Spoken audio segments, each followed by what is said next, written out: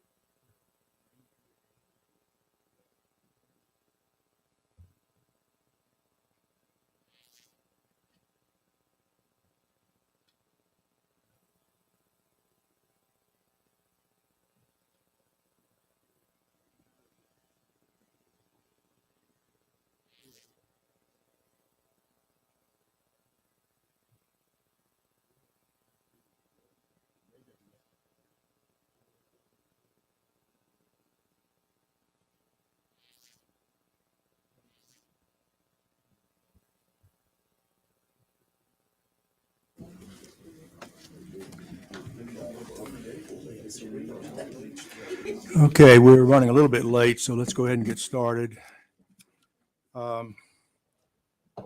Looks like we do have a quorum. We've got, let's see, James Graves is not here and Francois is not here, but we've got the other seven, so.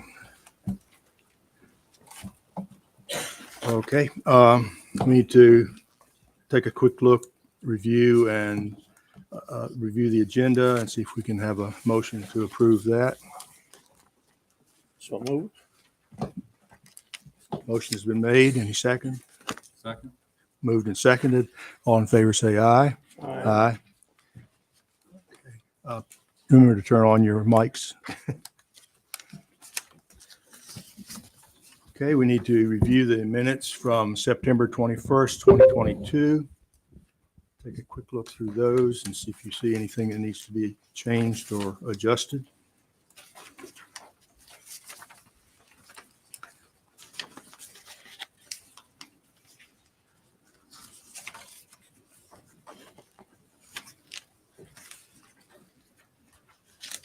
Boy, that was a big meeting. Wasn't it? Anyone see anything we need to correct?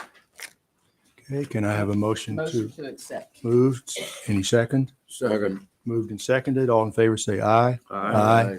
All opposed? Thank you.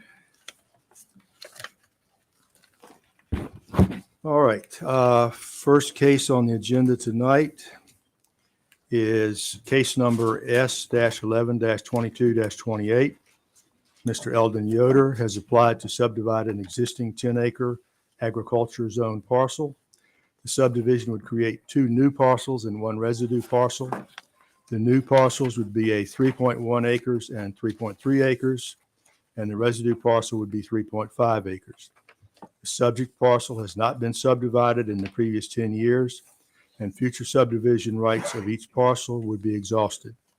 The subject 10-acre parcel does not contain a postal address, but is located on Twyman's Mill Road, Route 705, Madison, Virginia. The parcel is identified on Madison County's tax map as 51-21. Our substitute for Ligon. You have anything to add? Thank you, Mr. Chairman. I just wanted to mention, and Ligon gives his best. He had a close, like family member, if you will, passing, so he is there tonight instead of here. The only thing I wish to point out, and I'm glad Mr. Webb pointed out to me, if you were to go to the GIS versus what you see, there may be what appears to be a discrepancy. However, there was a boundary line adjustment done prior. That's why the acreage looks a little different on GIS. But as you stated, Mr. Chairman, this is a subdivision of the existing 10-acre lots. It has not been subdivided in the previous 10 years, so that is here for your consideration. I have nothing further to add. Okay, does anyone on the planning commission have a question on this? Mr. Chairman, I do have a question. Yes, Cardi please. was just, we were talking about it. Mhm. And in the past, I've always seen when we showed the drain field on the house site, it always was showed the reserve Mhm. and the well site, and I don't see that.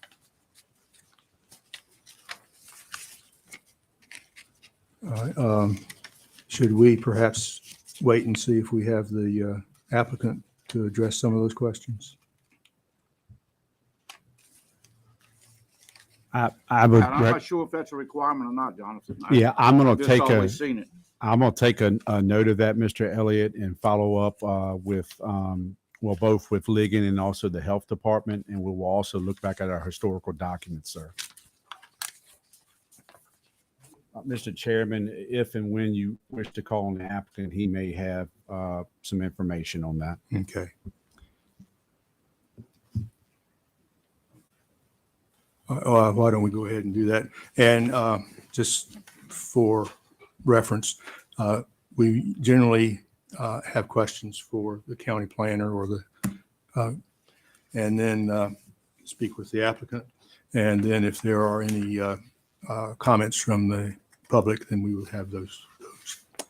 All right, Mr. Yoder, would you? And perhaps you might be able to address that first question.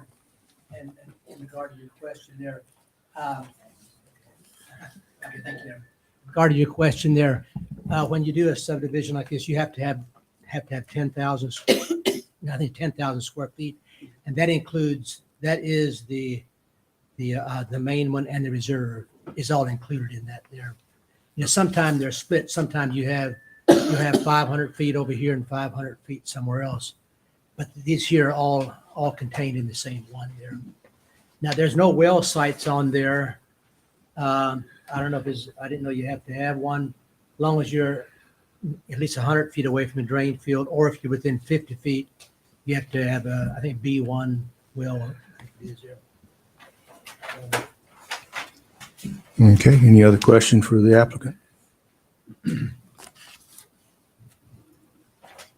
it appears that all 3 lots are served by that 50-foot right-of-way, is that Yes, sir. correct? So there's a single exit on Twyman's Mill Road. What's that? A single exit on Twyman's Mill Road. Yes, sir. Yeah, okay. One thing I want to note on the, on that middle lot, it doesn't appear to be as wide in the front But at the setback, it is 250, little over 250 feet. I asked David Lewis about that. David Lewis is a surveyor. It has to be 250 feet at your setback. It's just slightly more than that. So, Mr. Chairman, I got a question. Yes. Sean, is it required to have the well site on the plat? I don't believe that it is. It's sitting here, I don't know if you want to, but it would be helpful to have it. Yes. But, you know, I can certainly check the state regulations. Yeah, we'll bring that back, Mr. Elliott, along with your drain field question. Okay. And forgive me, members of the planning commission, to point out too, in your packet, part of this, there was a deed of easement, but also a road maintenance agreement that is included with this subdivision request. But Mr. Elliott, we will bring back that information, sir. Thank you. Mhm. Thank you. Yeah, I see there is a road maintenance agreement, yes.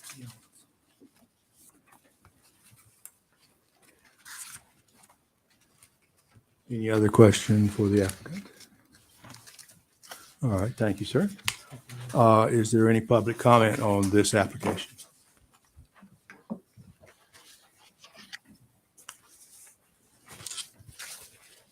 Okay, if there are no questions from the planning commission and no comments further, can I have a motion on this application? Hold on, Mr. Chairman. You're in a Oh, workshop you're in a right now. You'll have a public hearing at your next joint meeting, sir. I knew there was a reason I was late today. Okay, You was just checking, make sure we'll wait. We There. get it. okay, that's a good excuse, yeah. Chairman, I do Yes, have thank you. just one question. Mr. Yoder, do you know what the plat book and page number are? I see that the deed of access easement and road maintenance agreement have been recorded. But those blanks have not been filled in, although, okay, it has not been recorded. I am assuming we will have the plat book and page number set forth. And then my only other comment is, since you're the only owner at this point, I think it's really a road maintenance declaration as opposed to an agreement, since you're the only signatory, but that's a very small nit. Oh, and my name is misspelled, but other than that, you know, I don't attach a lot of ego to that. But I think those are a couple things we need to clean up. Thank you. Okay, I kind of assumed that those would be filled in at the joint meeting before we actually, and thank you, that makes me feel better. Well, I mean, the idea, you know, Yeah, the workshop is to make It sure we've needs got to be. everything that needs to be Right. done in advance. So And that does need I to be, just wanted to point that out. needs to be there, yes. If you want to let Mr. Webb know of what needs to be done, and he can call me and I'll try to do whatever I need to make so have everything together on that in a way. Yes, sir. I'll communicate, Mr. Webb, Mr. Yoder. Thank you. All right, next case on the agenda is case number S 11-22-29. Mr. Joseph Kinchelow has applied to subdivide an existing 13.5 acre A1 agriculture zone parcel. The subdivision would create 3 new parcels and 1 residue parcel. The new parcels would be 3.3 acres, 3.2 acres, and 3 acres. And the residue parcel would be 3.8 acres. The subject parcel has not been subdivided in the previous 10 years, and future subdivision rights on each parcel would be exhausted. The subject 13.5 acre parcel does not contain a postal address, but is located on Arrington Mountain Road, Route 606, Haywood, Virginia. The parcel is identified on Madison County's tax maps as 23-64. Jonathan, anything to add on that? So this is a by right subdivision. I really have no more to add than that. I do have the plat put up on the screen, so everyone can look at that, but I have nothing to add, sir. Mr. Chairman, Yes, Pete. I have a question for Jonathan or two. Mhm. Again, Jonathan, I don't see it on this plaque here. I guess the second question I got with you knowing quite a bit about this, like maybe I would. If you got your reserve drain field tied into your original drain field And the reason you got the reserve is your original drain field fails. That piece of ground all around that's gonna already be saturated. That's why it failed.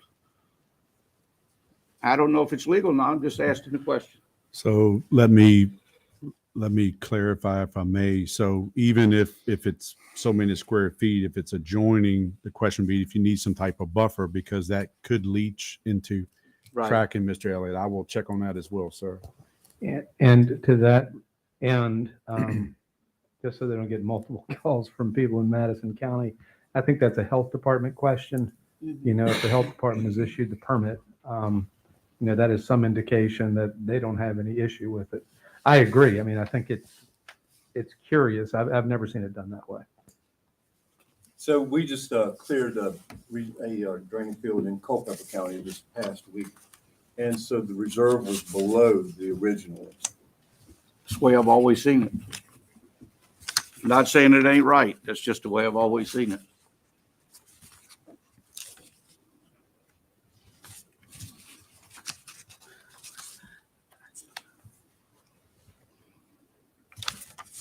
Okay.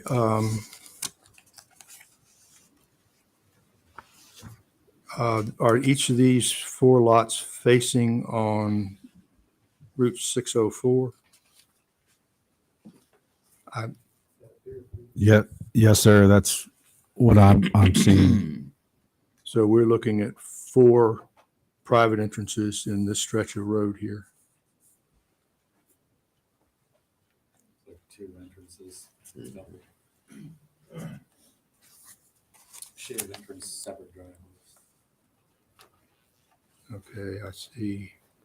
Yeah, that's what I'm trying. Yeah, to I'm find. seeing two driveways. So I should have brought my pointer. At the One- bottom of the screen, you'll have it'll state 50-foot wide ingress and egress easement.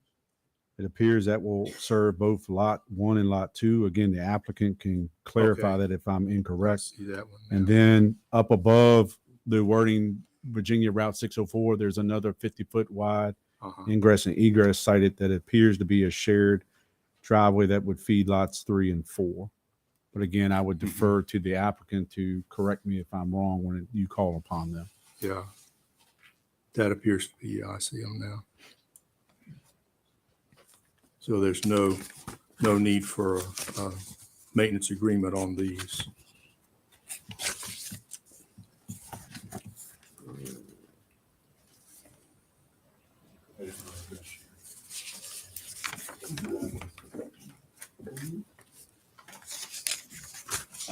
Did this one have a VDOT? I don't, that's what I'm, I remember reading one in here, and one of them didn't have it. And it could be this one.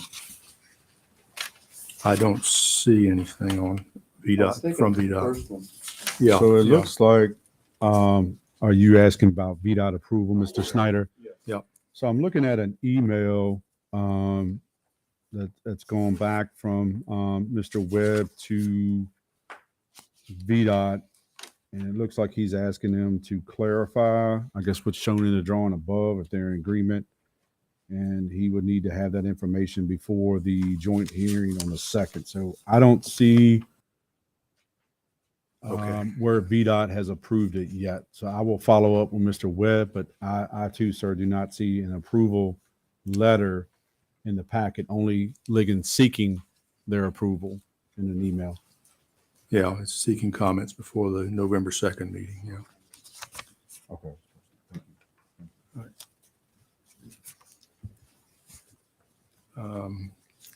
Is the applicant here? No, I don't think so. No, applicant's not No, I here. don't see him. Okay, well, hopefully these will show up before that November 2nd meeting then. Okay, any other question that Jonathan might be able to answer on this? I'm assuming, Mr. Chairman, because these roads are coming right out, these driveways are coming right out on the state road, Mhm. it's probably not going to be much of a requirement from VDOT. Right, just sight distance, I guess. Right, yes, sir.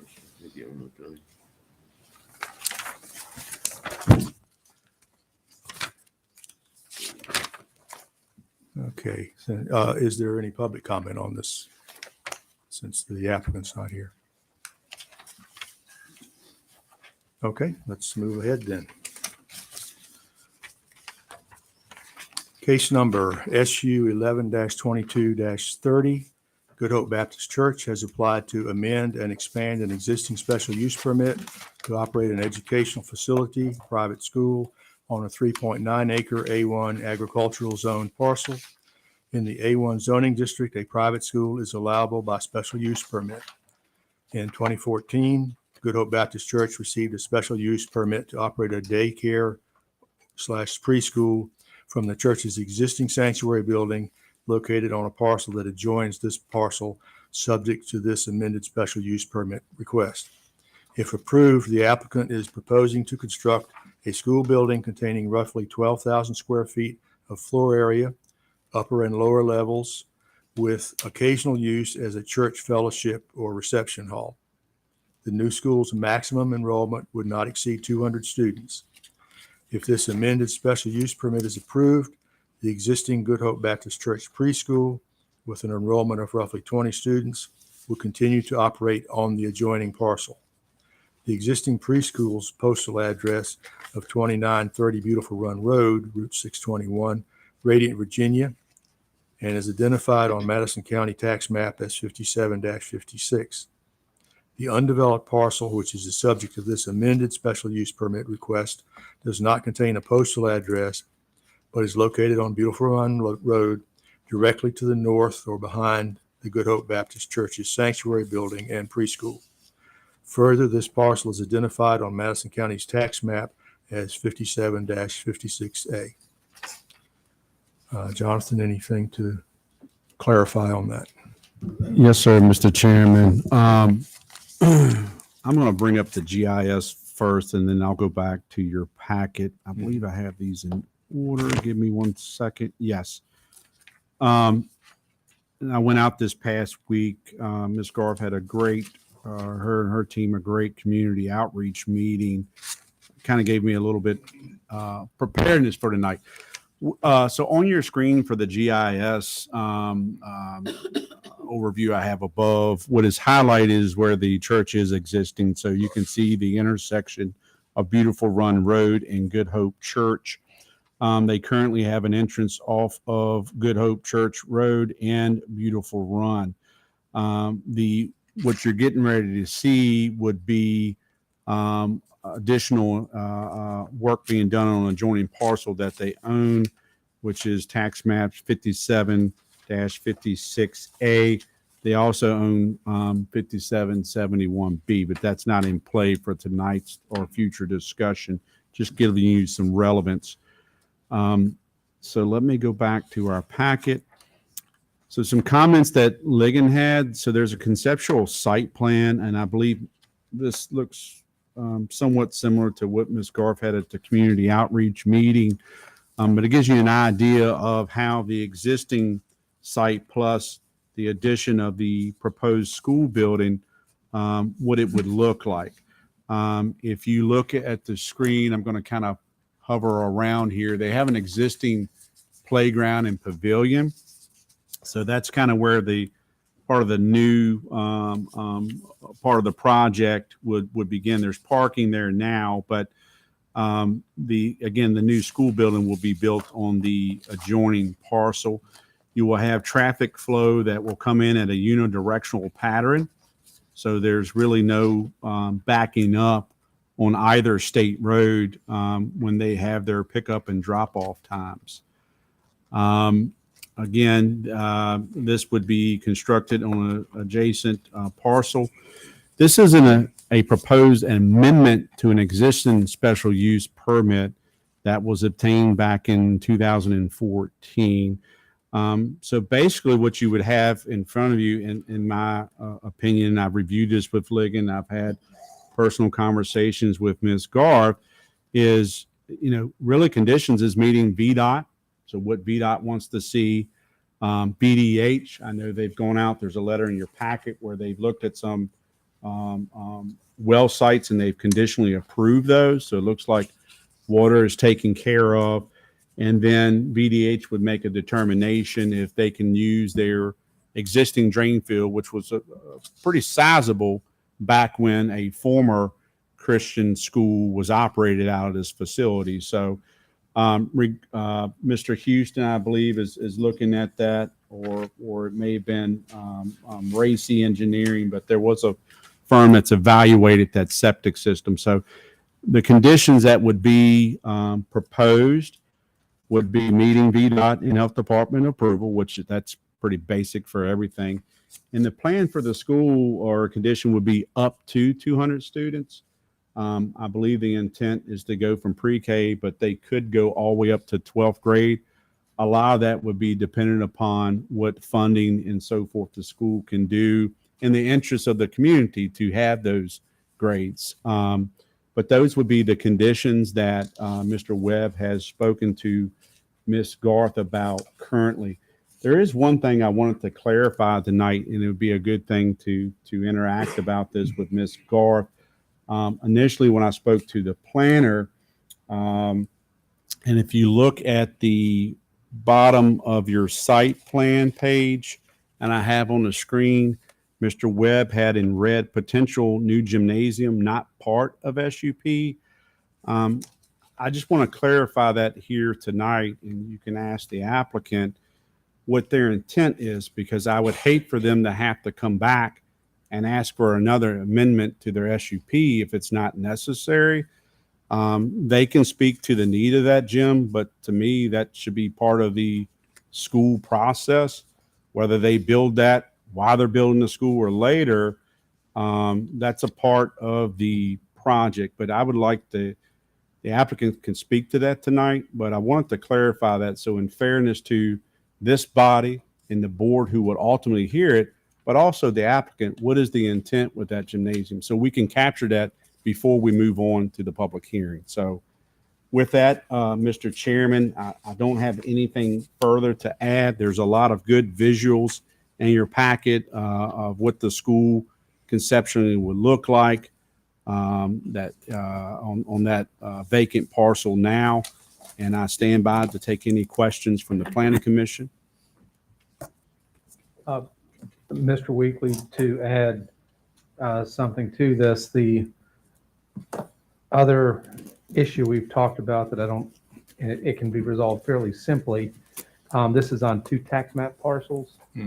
And we need to make sure that we are listing both tax map parcels as part of the special use permit.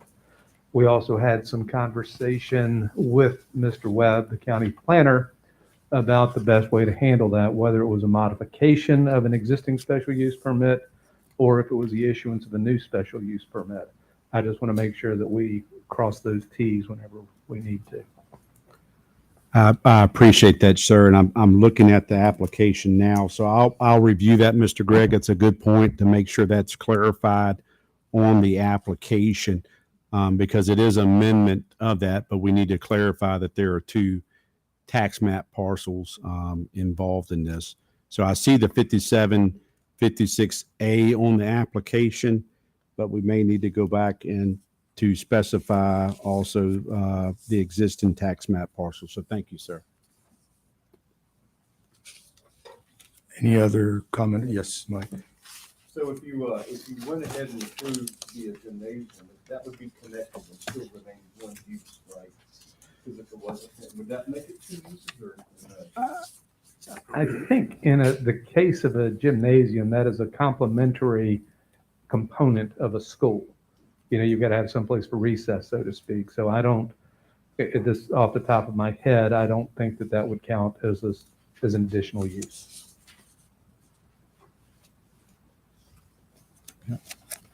And, you know, taken to its logical extreme, does that mean you've got to, you know, teaching English is one use and teaching math is another use? You know, it can get pretty problematic. Oh, no, it's a fair question. Yeah.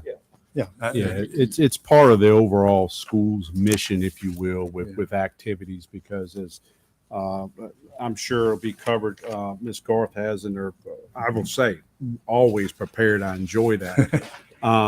But there's activity is part of that curriculum. So that's why I wanted to clarify that tonight, in fairness to the applicant, in fairness to the bodies who are reviewing this, that if the intent is to have that gymnasium, let's clarify that now. So the applicant wouldn't have to come back for that. Yeah, included on what we're doing.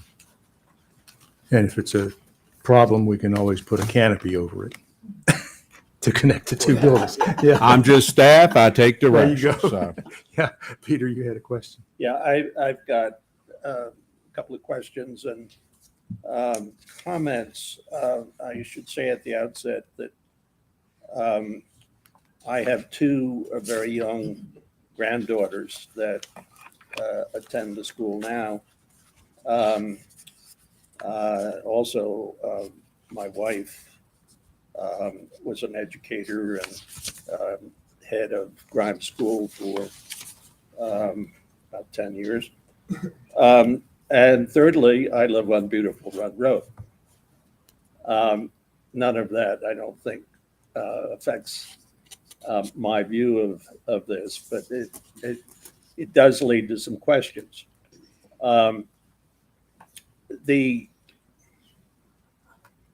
I guess the first question, and I'd like Ms. Garth to respond if she'd like to Well, any of this. let's make sure But- we're finished But with this. these are section. questions. And that is whether there is a need for an additional school of this nature in this area. There are a couple of Christian schools and a Catholic school Turn your mic on. in Turn it on. Culpeper. There is Grimes School in Orange. There is the current Good Hope School in Madison. I think there's a Mennonite school in Oak Park, which is Madison County. And on information, I think there's a fair amount of homeschooling in this area as well. So my question, which I pose, and if you'd like to respond when you may, is whether we really need another school. Obviously, I think that there's a need for the school that exists pre-K because my granddaughters go there. But I'm not sure that there is a need beyond there. This school would be distinguished because I think because from what I've seen, the proposed tuition is a good deal lower than other schools in the area. For example, Woodbury Forest is not in the same universe. Grimes is a good deal higher. And so that's one question. The other question concerns the site. And I went by there today to look at it, and just as my property on Good Hope, on Beautiful Run Road, it drops off very steeply from from Beautiful Run Road, and this particular property where the new proposed school is shown does the same. It drops off, and there would have to be considerable earth moving and retaining walls and so forth, I would think, to be able to build on that property.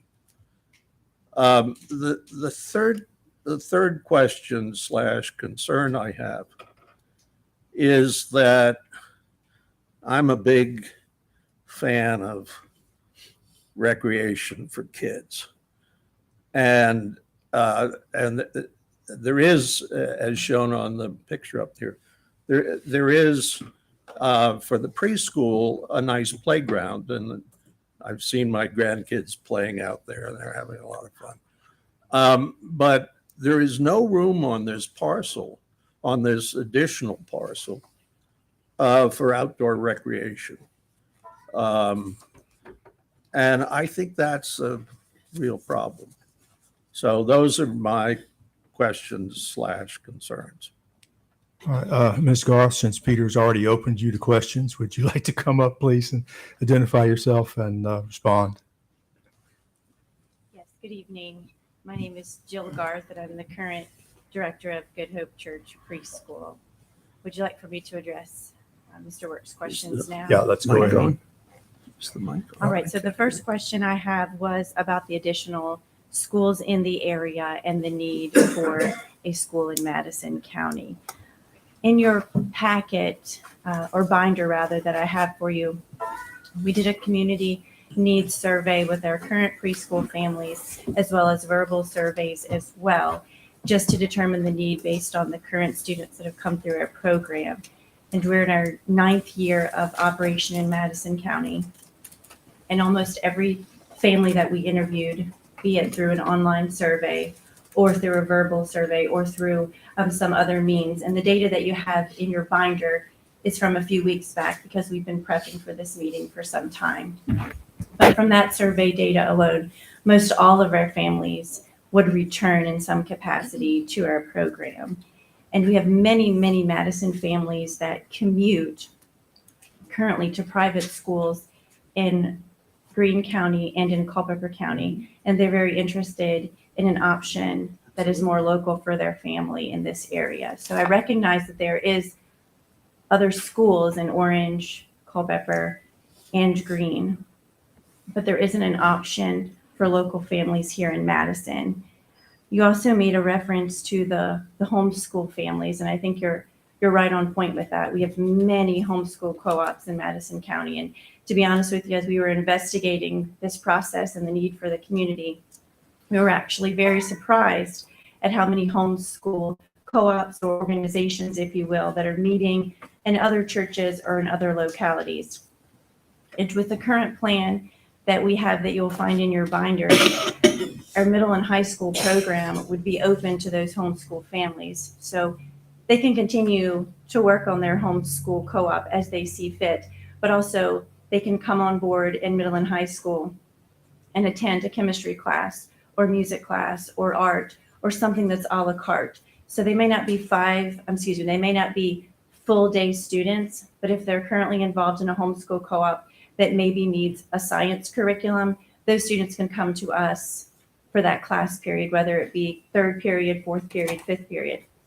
We've also opening up our sports and our athletic programs to the homeschool families as well in the area that would take part in our program. And I'll jump ahead to your second question. To your third question, and then I'll go back to your second question about the land. The third question was about the athletic area and our outdoor space. And we're in the initial phases of working with the architect on dividing a site plan. We've also talked with Hoover Ridge about using their facilities for after-school athletics, but for in-house athletics, if you'll see on the site plan, we do have the indoor potential gymnasium that would be built later on down the road. But there's another area that the architect put in the plan with the gym, with the outdoor basketball court, but that would most likely not be a basketball court. That would be some sort of outdoor area for play. And then there's also another separate piece that would be a courtyard with the picture that you have up on your screen. There we go, right where the laser, right where the laser is. So that is an outdoor courtyard area for science, for outdoor classroom learning, and for outdoor recreation. In addition, we have, with the current playground and the space that we have up there, we're going to be able to divide that area and even expand it a little bit so we can have elementary area for outdoor play, preschool area for outdoor play, courtyard for learning and upper grades outdoor area, and then a smaller, not a regulation athletic field, but some area for outdoor recess and recreation, if you will. As far as the land use and the slope of the land, you're right on point with that. It is a very interesting dynamic with our land. We have a lovely family that is willing to help us work with the land. Our building, the way it's shaped, is designed to flow with that landscape. So we have a one-story building with a walkout lower level, and that's going to contour with the area. The gymnasium as well. The biggest issue for land moving that you were speaking about, it's probably going to get that outdoor play area level. That's probably the only place that's going to cause us a lot of extra dirt moving, if you will. And I think I hit it all. Did I get all of your questions, sir? Yes, sir. Okay, thank you. Yes, ma'am. Thank you. Any other questions for the applicant? Steve, yes, I got a question, but maybe a couple comments. And Ms. Goff addressed them very well, I thought. I mean, for the outside activities, you're going to have a gymnasium. That's what that's for. And Mike, you might want to speak to this, but I've looked at that piece of land, knows where it is, and I've been involved in construction all my life. I wouldn't have no problem building a building there or a gymnasium at all with very little work. So I think you're right on point. You did a real nice presentation with your book. Thank you. Thank you. Way Yeah. construction is now, it doesn't matter how the land lays, you can build on it. I live on Good Hope Church Road, and as far as anybody bringing up the subject of traffic, there isn't any. I don't even notice it when parents are taking their kids to school or picking them up, maybe 1 or 2 cars, so that, I don't think traffic would even play into it at all. Thank you. I appreciate that. I also have a document in your binder that was just made available to us over the weekend from the architect that demonstrates exactly that traffic flow that Mr. Weekly was speaking to you about. It gives the arrows and how we would do drop off and pick up so we wouldn't have any obstruction to the highway traffic. Yeah, okay. Yes, I have just a couple of maybe comments more than questions. I do want to say one thing about building. I was in San Francisco about 3 weeks ago. Don't even talk to me about how things are built. Oh my goodness. I was like in awe of there. So we have nothing compared to what they do out there. So anyway, having been a long time public school teacher, I think this is a needed thing in this county. And I think because I work with Literacy Council now, and I would love to see a lot of our students be able to complete schooling before they ever have to come to us. So it'd be nice if they give up on public school that they could have come to you.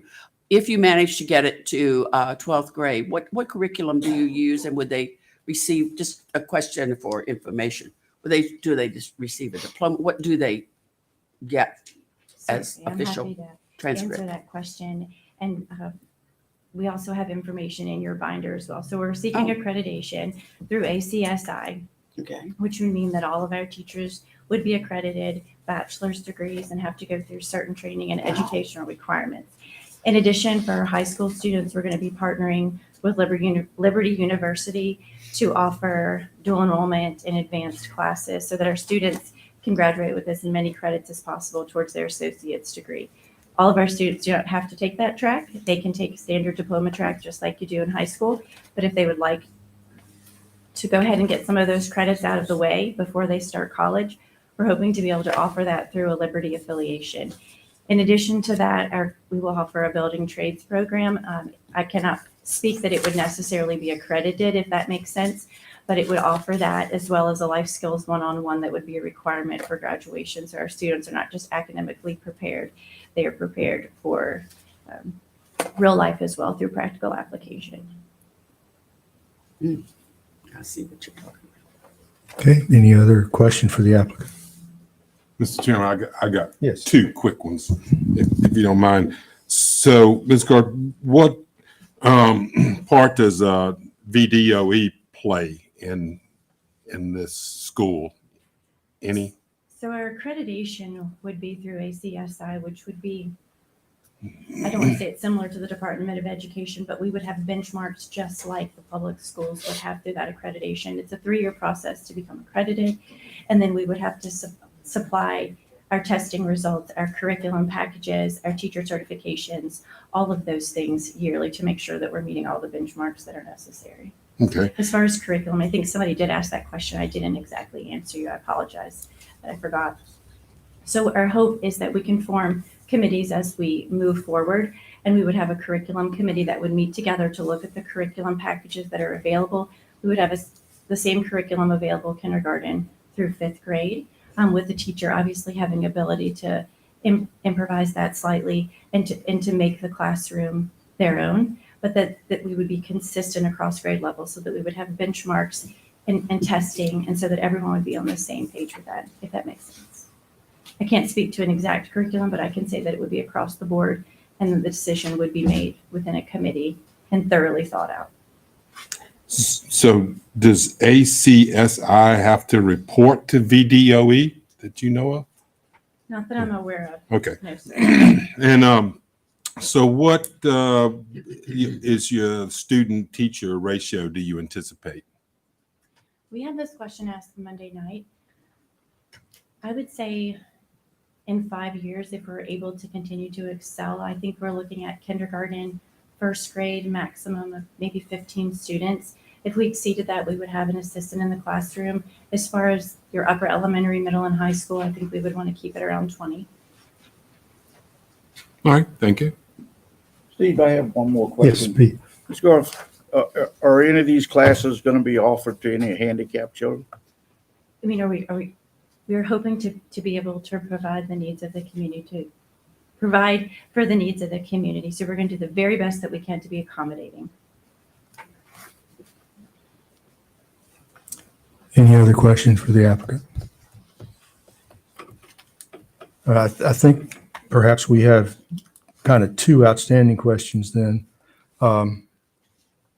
The tying the proposed gymnasium in, I took your point that she probably would not want to have to come back a second or another time to amend this again. And right now, your ultimate plan is going K through 12, is that correct? Long term, yes, sir. Long I term, cannot yeah, think that that because- would necessarily be the case the first year that we were open. That would be Yeah, I understand that, amazing, yeah, obviously, but I think we have to be realistic at the same time. Okay, because the first, the first time that you brought this in, you were talking, I think, K through 8, but K through 12 is now your intention. Mr.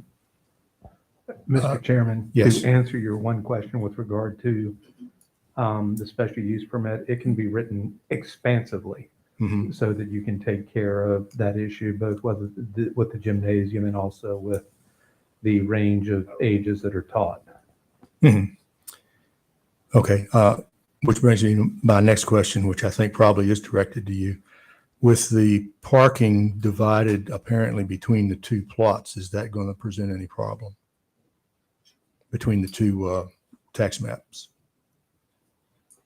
I do not think so.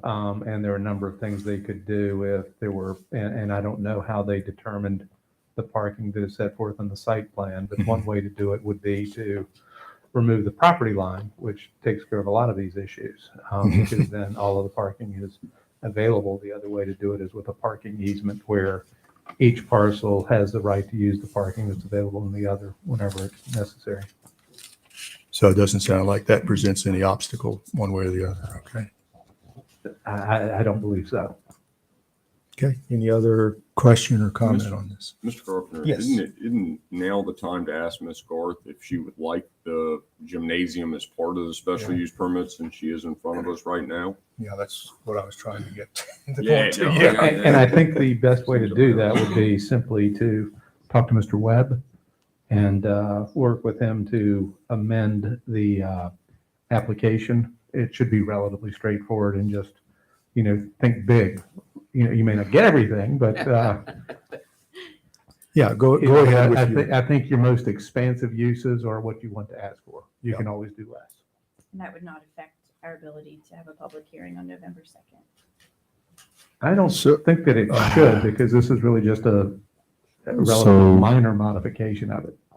Yeah. So, and thank you, Mr. Gregg and Ms. Garth for raising that question. I spoke with Ligon the day, because when I saw that, I thought, well, let me speak and see if you want this gymnasium, because whether you have a 12th grader or a fourth Right. grader, I'm sure they like some recreational activity in your sports program. I was informed because of the timing of when the advertisements go out in the paper and so forth by meeting. I believe the advertisement's gone up, but Mr. Gregg's key point is it's a minor change. So I don't think that affects when it goes to the public hearing. You clarifying, specifying your desire tonight helps staff to correct that. As far as whether it's an easement or BLA, boundary line adjustment, we will certainly work with you that on Ms. Garth between now and the meeting, what your desire is, but I don't see parking as an issue.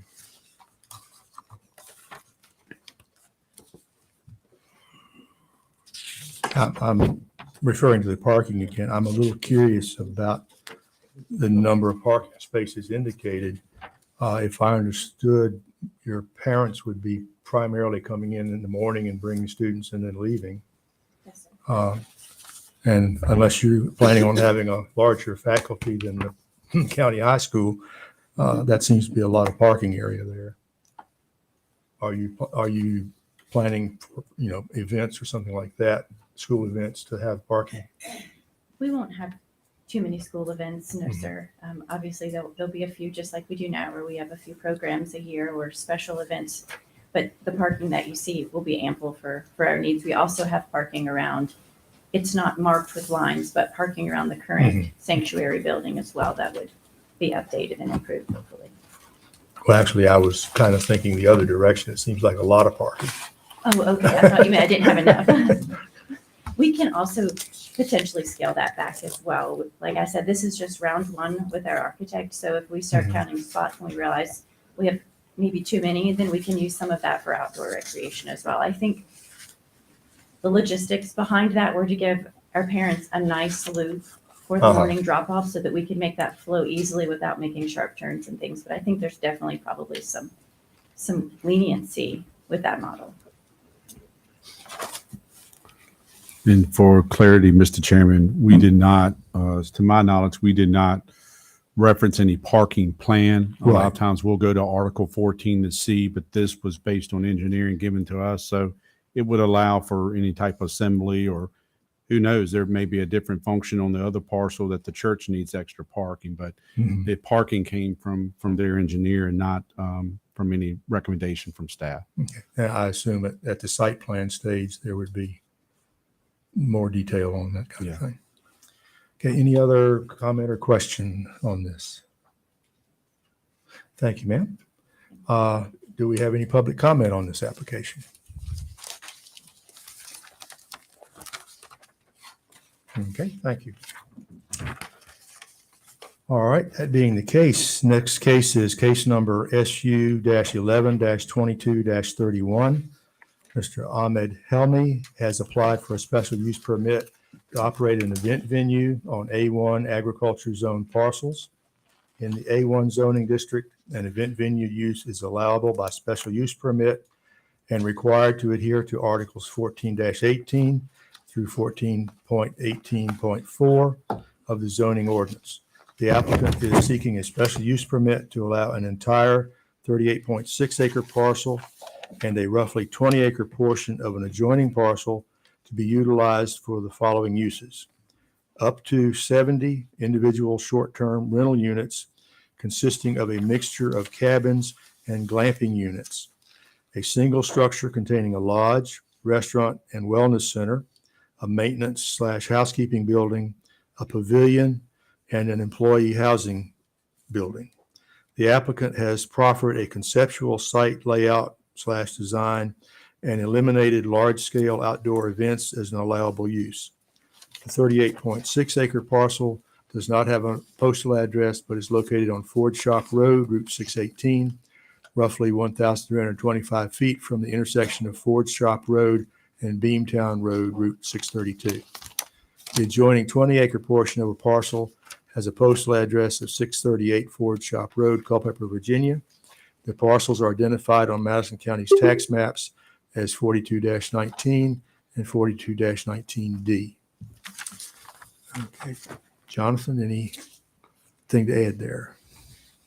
Yes, sir, Mr. Chairman, and got a very good earlier question. I think the packet, the email went out. There was an update like on Sunday.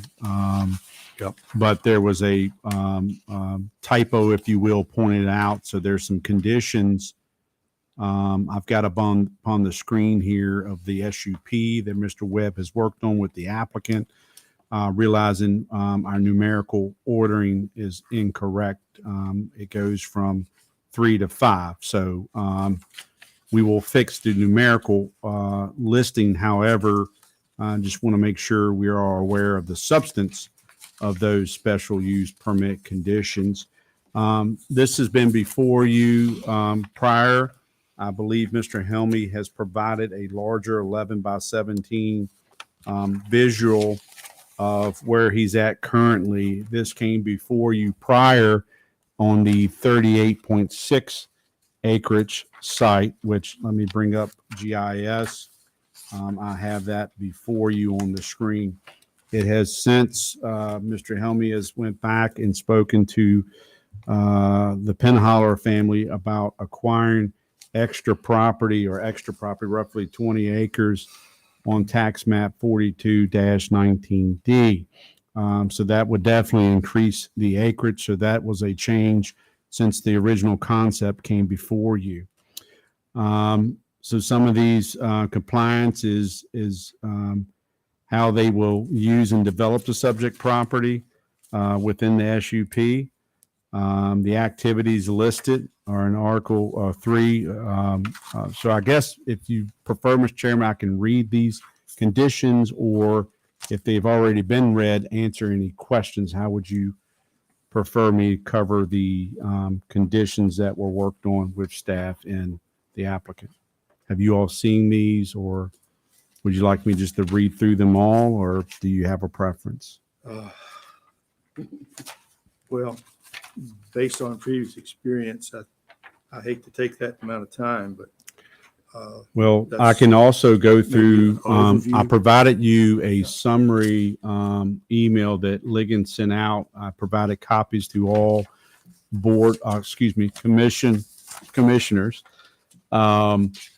And just some follow-up. So we've already covered the numerical matter. The parking would be something that we would want to staff, and we would advise the planning commission to kind of discuss through here tonight and future discussions with the applicant. But we still have some questions on the parking.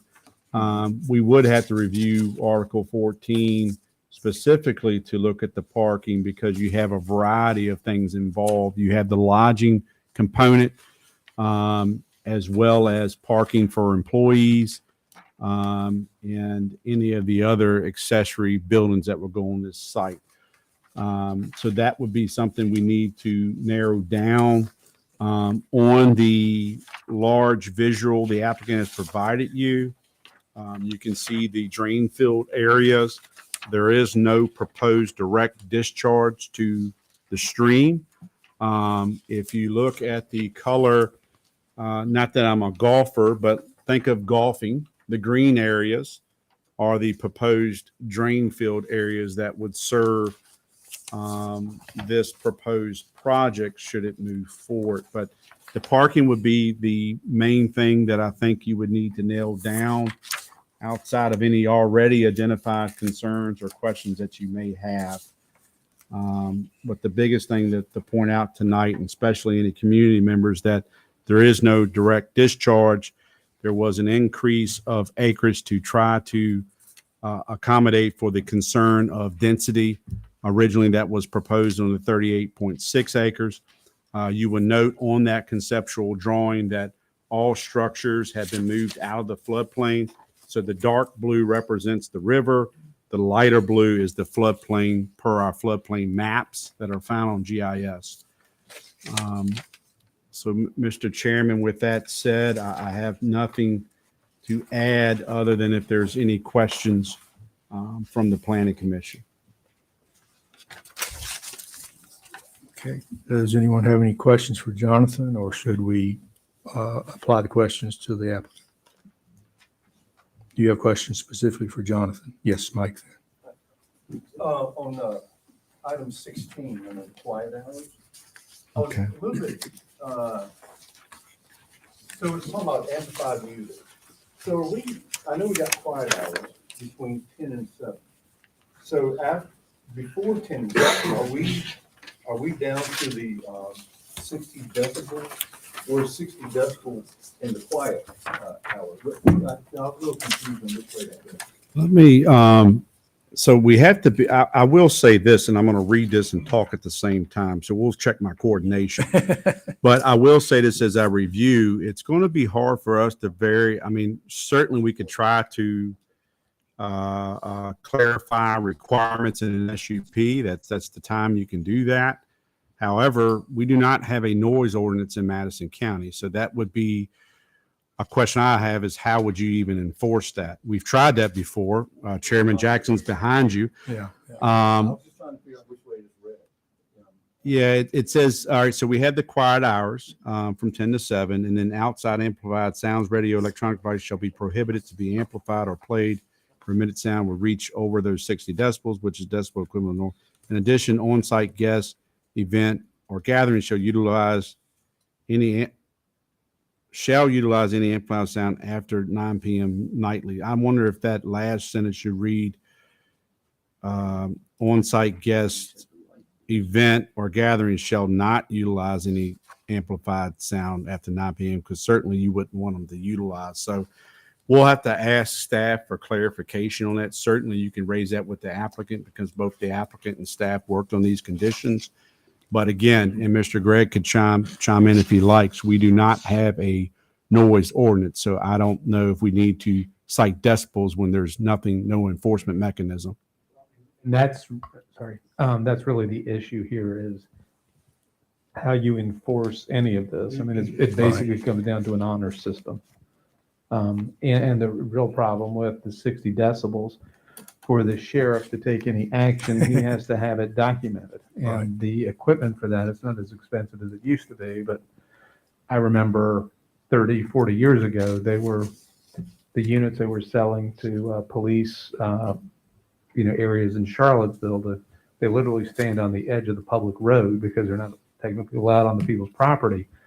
And the equipment just wasn't that reliable. It may be better now, but something tells me Madison County does not currently own any noise detection equipment that would be sufficient for any type of legal challenge to any activity. I would think, and it'd be a good question for the applicant. I mean, certainly when this is being considered, and I know they held a community outreach meeting, was not a board meeting, but a community outreach meeting. So maybe when it becomes the applicant's turn, they can speak to the intent. Certainly, if this is moving forward, there should be respect to the neighborhood because you're not only dealing with an agricultural adjoining parcels, but you're also dealing with higher density. If you move a little further down the road, there's a lot more density. So maybe that was the spirit of it, but certainly we have no enforcement from a noise sound. But maybe that's the spirit of it, is to maybe noise is brought inside so you're not outside doing whatever after 10 p.m. and between 10 and 7. Yeah, the problem Good is question. that noise is a perception problem. It's not a physics problem. So dealing with 60 decibels, I mean, we quite frequently go over 60 decibels in here. Well, and the concern over there, sir, too, you have some different elevations plus Yeah. the river, so you're going to get natural carrying of sound. Right. Yeah, Peter, you have a question? Yeah, I've spoken about conditions in the past.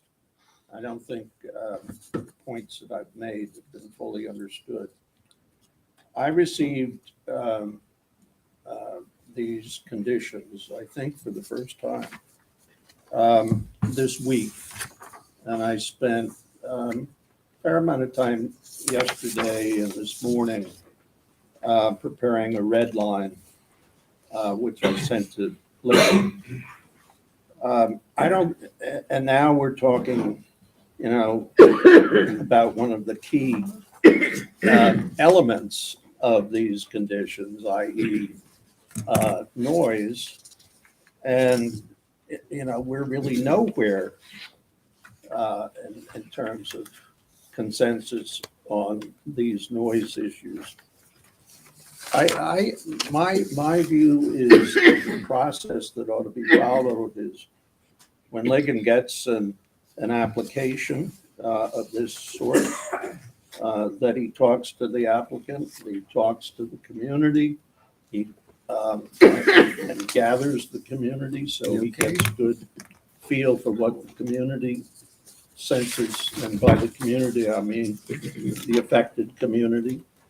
And then he drafts a set of conditions and discusses them with the Planning Commission as a whole, or representatives of the Planning Commission, as well as the board and or representatives of the board. And then he negotiates with input, as I've suggested, with the applicant. And well before we come to, I think, the ultimate planning commission workshop, as we are tonight on this project, because we've been talking about this project for a long time, that we have pretty much of a consensus of what the conditions ought to be. But getting them a couple of days before this ultimate meeting, and I did send, as I said, I sent Ligon and Steve a red line version of these things. I didn't have a great many comments, but I had a good many, and I think they needed to be aired. But we're pretty much down the road from that at this point. So I would just, well, Mr. Chairman, I'm sorry. May I, Mr. Chairman? Certainly, yes. So certainly, I think workshops are the place for these discussions. So as staff prepares the conditions, they give those to you. I do believe we had the community outreach meeting. Well, it was hosted in several, well, I see some folks in attendance tonight, but that was well intended. And I believe we have that recording of that meeting that was viewed. I believe some of you, I'm not sure which commissioners attended a Saturday, I think it was advertised, Yes. There were meeting three of us on there. site. So that was the intent, to get commissioner feedback. Certainly we should be taking your red line and any other members' red lines or feedback from either written or on-site visits or community outreach. So my takeaway, Mr. Work, is to take your red line and, we can discuss them here tonight or see how those red lines line up with what was in the packet. Obviously, this packet is published. It doesn't include your red lines, but we need to compare them, go through condition one. What does condition one look like currently that's in this packet compared to what you have or any other member and so forth? So certainly we should be doing that. Forgive me, don't have in front of me. I thought I saw this is advertised for a public hearing, but certainly you all can speak to if this is ready or not. I'm not a delay guy, but we've talked about before whether one workshop, something's ready, or two workshops. So certainly I know we have captured some things. We've had a community outreach, we had an on-site, but I hear what you're saying. So the red line, has the commission seen Mr. Work's red line? Because that would be my thing, is to make sure that's communicated amongst you all and then give feedback. So that's the point of a workshop, is to get some feedback. Steve, Mhm. Chairman. Yes. Thank you. This has been on my, I don't really want to delay this meeting too much, but I'm sure Mr. Gray can be maybe a little bit brief with explaining something that seems to be an elephant in the room, meeting after meeting, when we have special use permits come up. And he is the legal advice for us. How are special use permits generally developed? And then when they come to us, can you just give us a little bit more legal background on that? Or is there The one? short answer is no. But because it's really a factual question, a lot of it in different counties do it different ways. Okay. What we have done the past several years since I've been county attorney is a little more involved, and the applicant typically has a little more input. Now, one of the issues just historically, based on what I'm told, and remember I worked with Mr. Shackelford for a number of years, we have become far more encouraging of growth. And because of that, the rules have changed a little. You don't need to work very hard when you're just going to say no. And on the other hand, whenever you're trying to work to a solution, it takes more time. One of the complaints we do hear is we're holding up these applicants. Well, I get to listen to a presentation tomorrow in Loudoun County. A special use permit has been pending, I think, for 11 months. It may be longer than that. I'm not absolutely certain. My point is, Madison has prided itself on the ability to get these things done quickly. Speed sometimes invites chaos, and you have unresolved issues until the very end of the process. And that's the balance that you run. I mean, some places everything has to be nailed down before you even get to a workshop. And so that's delay and delay and delay. On the other hand, I think that, Madison has struck a balance. It may not be a perfect balance, but, they have tried to do so. The other thing that I would like to ask on to that is these are not proffers per se. Proffers, the term itself is a different. Well, remember with special use permits, we can impose the conditions on the applicant. Right. That's the difference between Yes. this and a conditional and a rezoning Right. application. Right. Any other But as a questions? practical matter, people use the term proffers and, I know, requirements interchangeably. but it's not. Yeah. So it's not the same? Conditions and property are not the same? Not really. There is a distinction, but it is very arcane. What are these?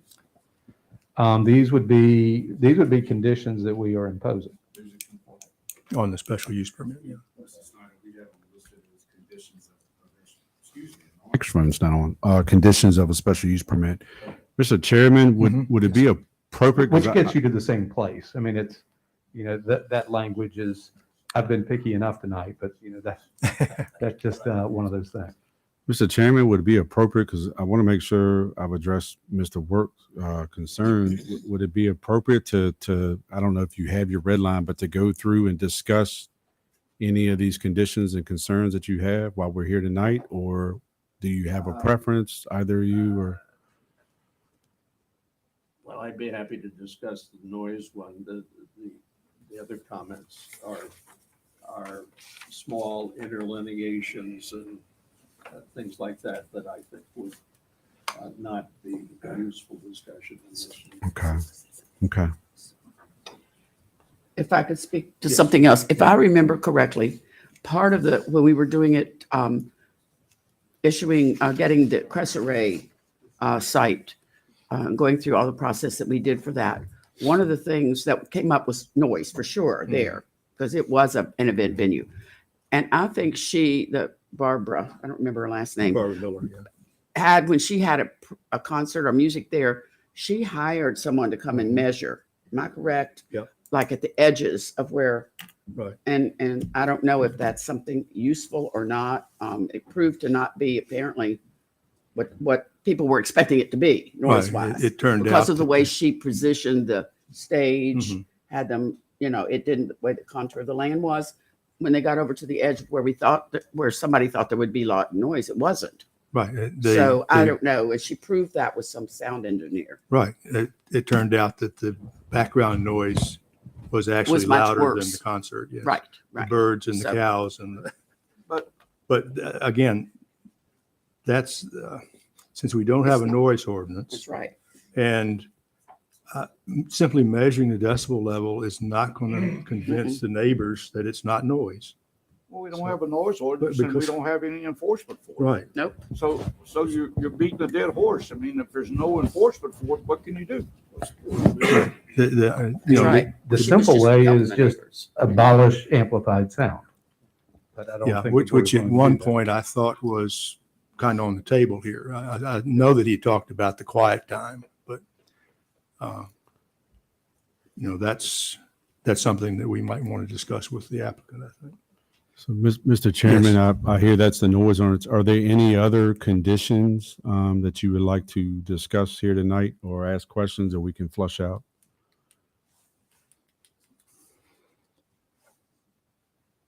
Anyone have anything else? I got one question, Jonathan, that maybe you could talk to Ligon about. And I'm just kind of roughly looking, and I understand this is just a rough scheme of what he plans to do. But I see where Ligon had talked about it today when I read that 100 parking spots. And if you look at this map that I've got here, to put 100 parking spots in there, does that move some of that stuff to a different location to have the room to get 100 parking spots, or does it have enough room to do that? That's a very good question, sir. One, if there's enough spaces listed there, my eyes, I'm appreciating as I age. But is there currently that captured? What I had encouraged a little early on, I think you just picked up on as well, is that's really a condition or that needs to be discussed tonight. There's a lot of square footage in that email that Ligon put out.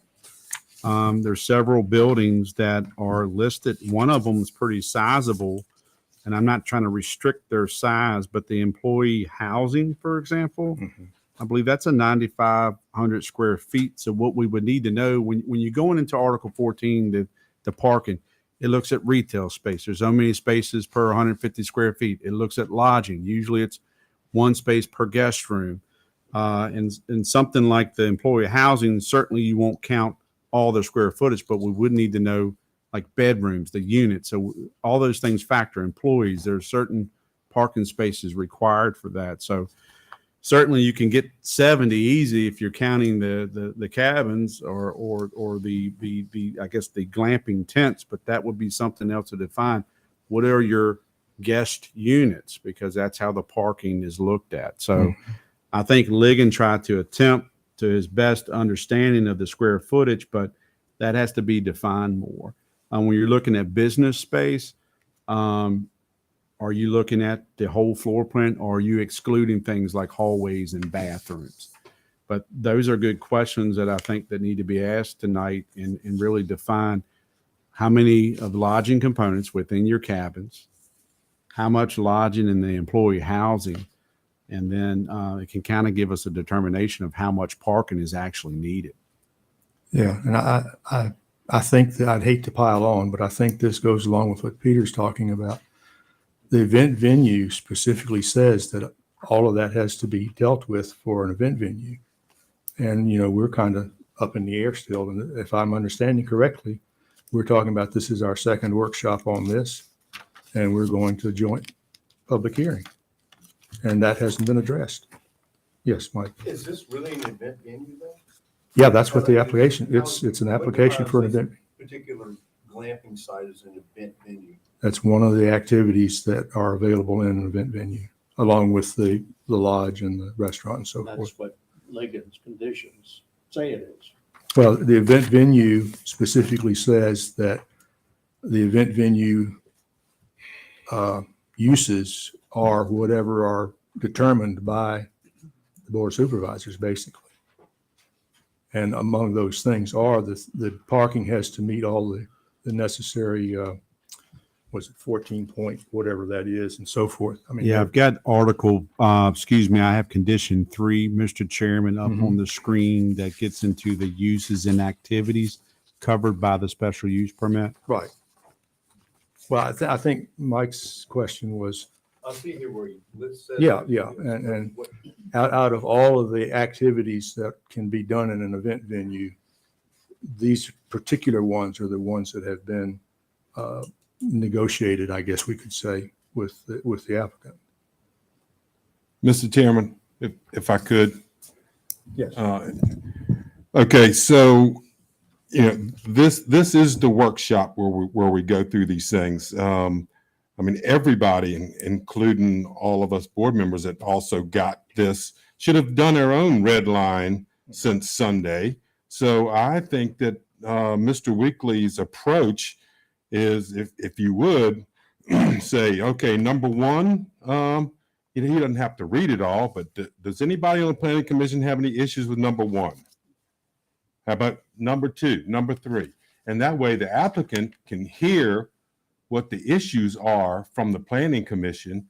And then when it's his turn, he can address those things. That's the way I see it. I'd add on to that. I'd have Mr. Helmy kind of stand up there and as you walk through these, negotiate with him. This is the opportunity. I mean, the one that seems to be causing some issues is the amplified noise. I think we can ask Mr. Helmy currently, and the way it reads to me, it sounds like he's not going to have amplified music after 7 or after 10 p.m. It's a simple answer. We need to ask and we need to get some clarity. Here's the place to do it. Okay, well, it's only 8 o'clock. Midnight's 4 hours away. Let's go. Sorry. All right, let's try that. Number one. Mr. Chairman, are we calling, Mr. Chairman, are you calling the applicant? Is that? Yeah, if Mr. Helmut would go ahead and perhaps, I guess what we can do is. I'll put them on the screen Read the and, condition and we'll start from there and okay, get his comments as we go. Yeah. okay. Thank you, sir.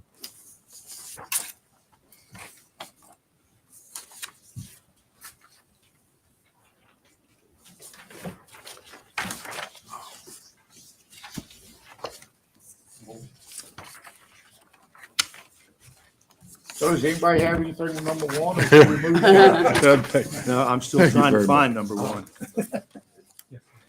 It's in the back of the packet. Yeah. Two. Oops. No, back of the packet. Look all the way toward the back, like right here. Yeah, I got mine all that. Tolling document. Okay.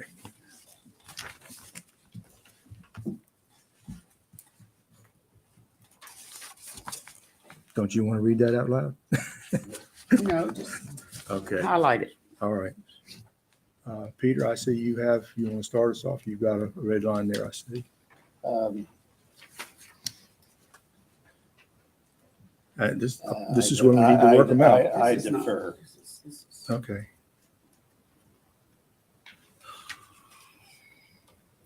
So we're at number 2, is that correct, sir? Or, Yeah, as far as I can see, number one is simply specifying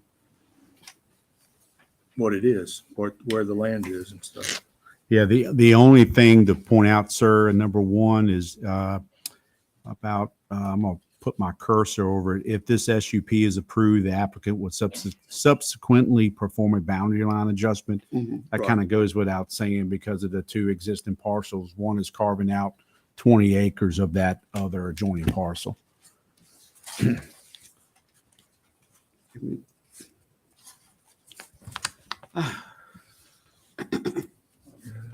Number two looks like it's pretty much boilerplate. Before we get there, Mr. Chairman. Yeah. I'm assuming this property is currently in a land use program. I do not know that, sir. Somebody checked. And if that's the case, this special use permit will substantially affect the rollback taxes that are going to be attendant to Goes that. without saying. That goes without saying. Well, it may go without saying until you get the tax bill. Well, Yeah, I mean. I So- would think that would be, Someone will be responsible for the rollback taxes. yes. So Mr. 5 years. Helmy, or to that point that was just raised, you may have already had that conversation, but just for transparency and awareness, if someone's participated in land use and that transaction happens, there are rollback taxes. So that would have to be determined whether it's the purchaser or the seller who pays those. But that is what's being communicated here tonight. Thank you. Anything on number 2?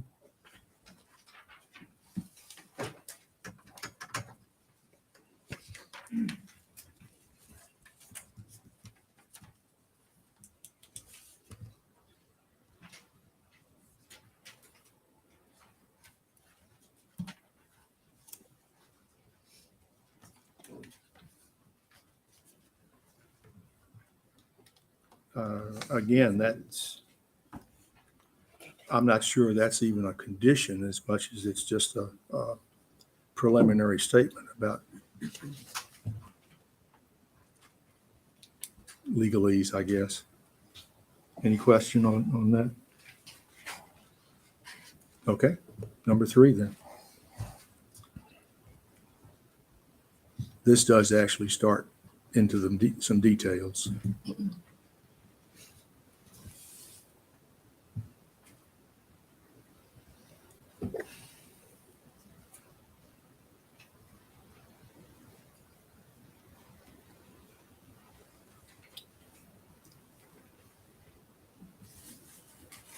Okay, I think this is probably clear, but I'll just ask it anyway. All site events exclusively limited to overnight guests, except for the restaurant, of course. Occasional small scale receptions and so forth. Then that would be for small scale events with those who are on site as guests. Is that correct? That's not the way it That's not the way it says.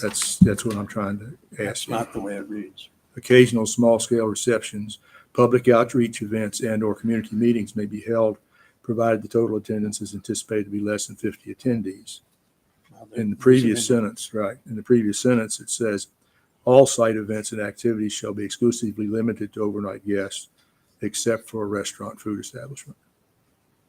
So there's a potential contradiction there. Right, it's inconsistent. Well, while they're discussing, do you have a, So, yeah, the essence of the occasion small scale events was basically outreach events targeting the community. It would be like maybe an annual event. So that wouldn't be a profitable event, but probably like just an outreach event on an annual basis with the community. So I think to avoid this conflict, I would remove small scale receptions, because small scale receptions could be very general and can be for profit. But the essence here was community events. So if removing this occasion small scale receptions would remove this conflict, I'm happy to do so.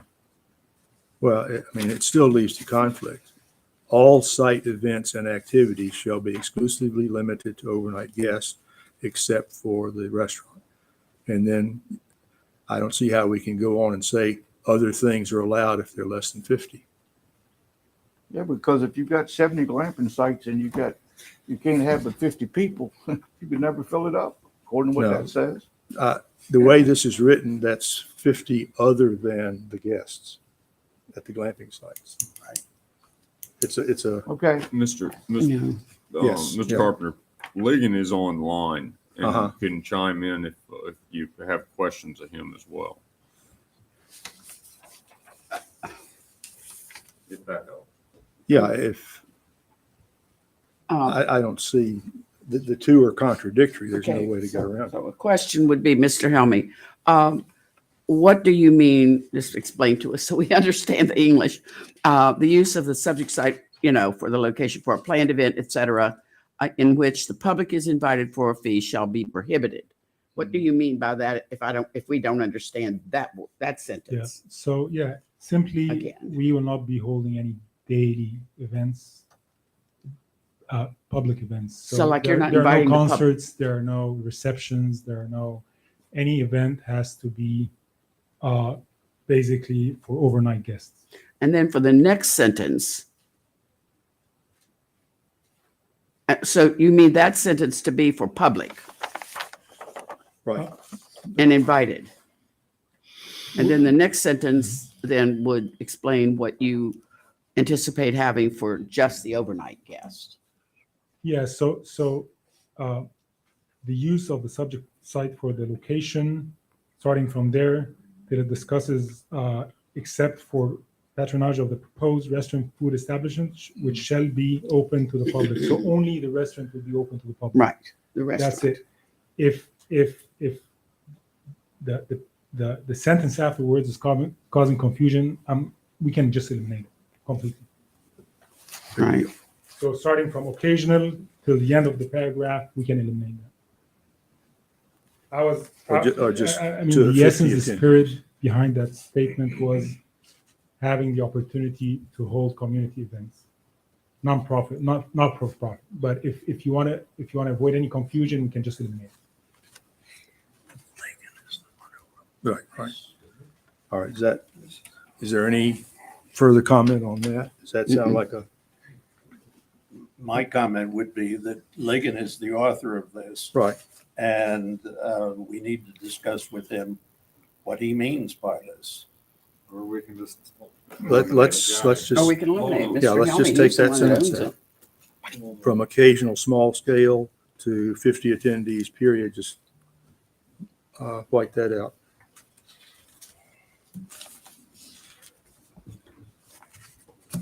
Okay, any other question about number 3 here? Chairman, I think we got Ligon coming on. I'm trying to get him on the go to meeting. If it's easy, we can just dial right there. Let's do that.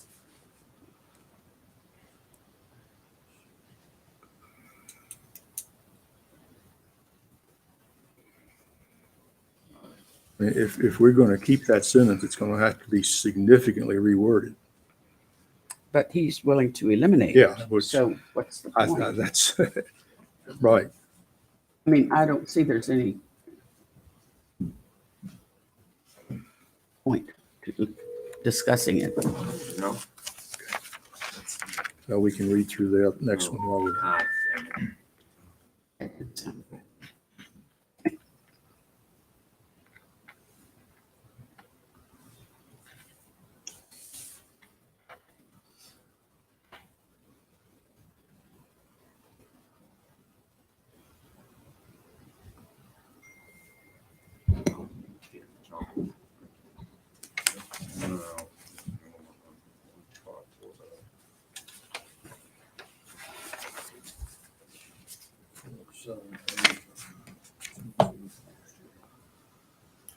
May I ask a question of the applicant? Sure, that's Mr. Helmy, have you seen these conditions before Yeah, in their present form? yes, I did. When did you see them? I've seen them. Megan shared with a copy on Sunday when he sent them to On the Sun- planning on commission. Sunday? Yes, so you've seen them as long as we have. yeah. And we've been discussing it for the past Yeah. back and forth between us. Hey, you're on speakerphone in front of the meeting. We have a question for number 3, about the line. The planning commission is saying it contradicts itself. The line, occasional small scale receptions, public outreach events, and/or community meetings may be held provided the total attendance is anticipated to be less than 50. They propose deleting that because it's contrary to the line above. Yeah, the idea was just that if, occasionally, if there was a, some sort of reception or something for the community at large, like it says, not by any means, something that would be a regular basis, but if it did happen or somebody, but again, I mean, if it causes concern or anything, it sounds like eliminating it might be the easiest way to go. It was just sort of the thought was if there was an occasional, a local group wanted to have a reception or he wants to do some sort of community outreach or I don't know, a hiring event or something like that, you would open, but again, it can be just as easily taken out. All right, delete it. Next, Mr. Good to go. Carter, please. Okay. All right, any question on site layout? Well, there's no number 4 here. Well, yeah, That's we've four. already covered that. yeah. Let's just. Legan realized he miscounted. Yeah, I'll re-enumerate it. So I just, when I was working somehow, I just missed that. So I apologize, but I'll re-enumerate, make sure it all lines up. As far as I can see, this is basically just repeating the requirements in the event venue ordinance. That's right.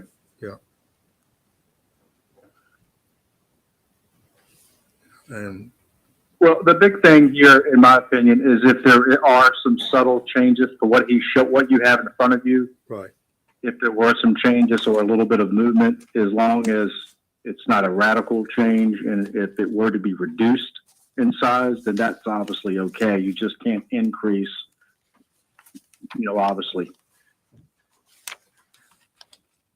yeah, any question on that? I don't see any problem with that.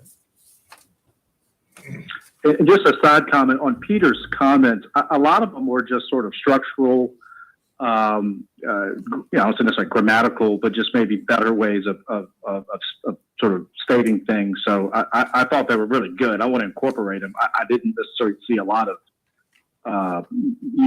radical changes to the overall conditions, but that's just sort of my comment on that. And I think that pretty nicely incorporated.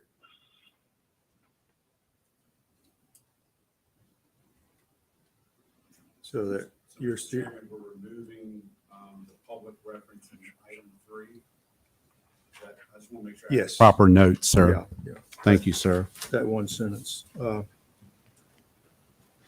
If I just understood Ligon correctly, he's talking about making additional changes in these conditions as we go along, again, before our next meeting, incorporating your. Yeah, I mean, if we're clear what we want to change tonight, then I can surely edit it and put it back out for everyone to have, as soon as possible.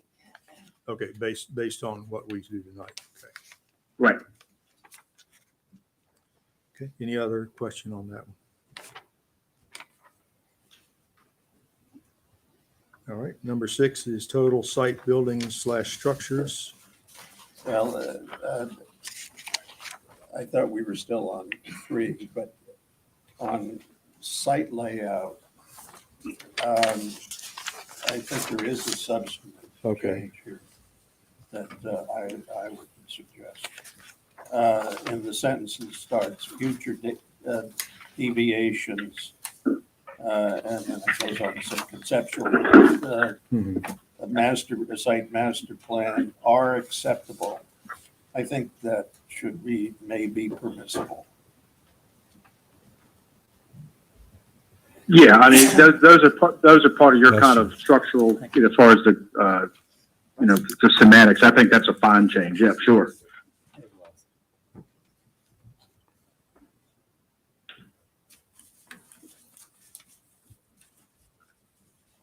Okay, any other back on site layout? Okay, total site buildings and structures. We still have the 70. Now we've got a mix of tents and or cabins. We have a maximum number of square feet for total floor area. I think the event venue automatically has height restrictions, but that shouldn't affect the tent. So that's all right. And specify. Yeah, I'm more comfortable with specifying your maximum occupancy, which is what the rest of that sentence does. So no matter what combination of 1 or 2 bedroom cabins or whatever, it's a 224 maximum. All right, that's gonna give you one of your parking requirement specifications, I think. Yeah, I mean, that is the main sort of thrust. The parking is 1 per unit. I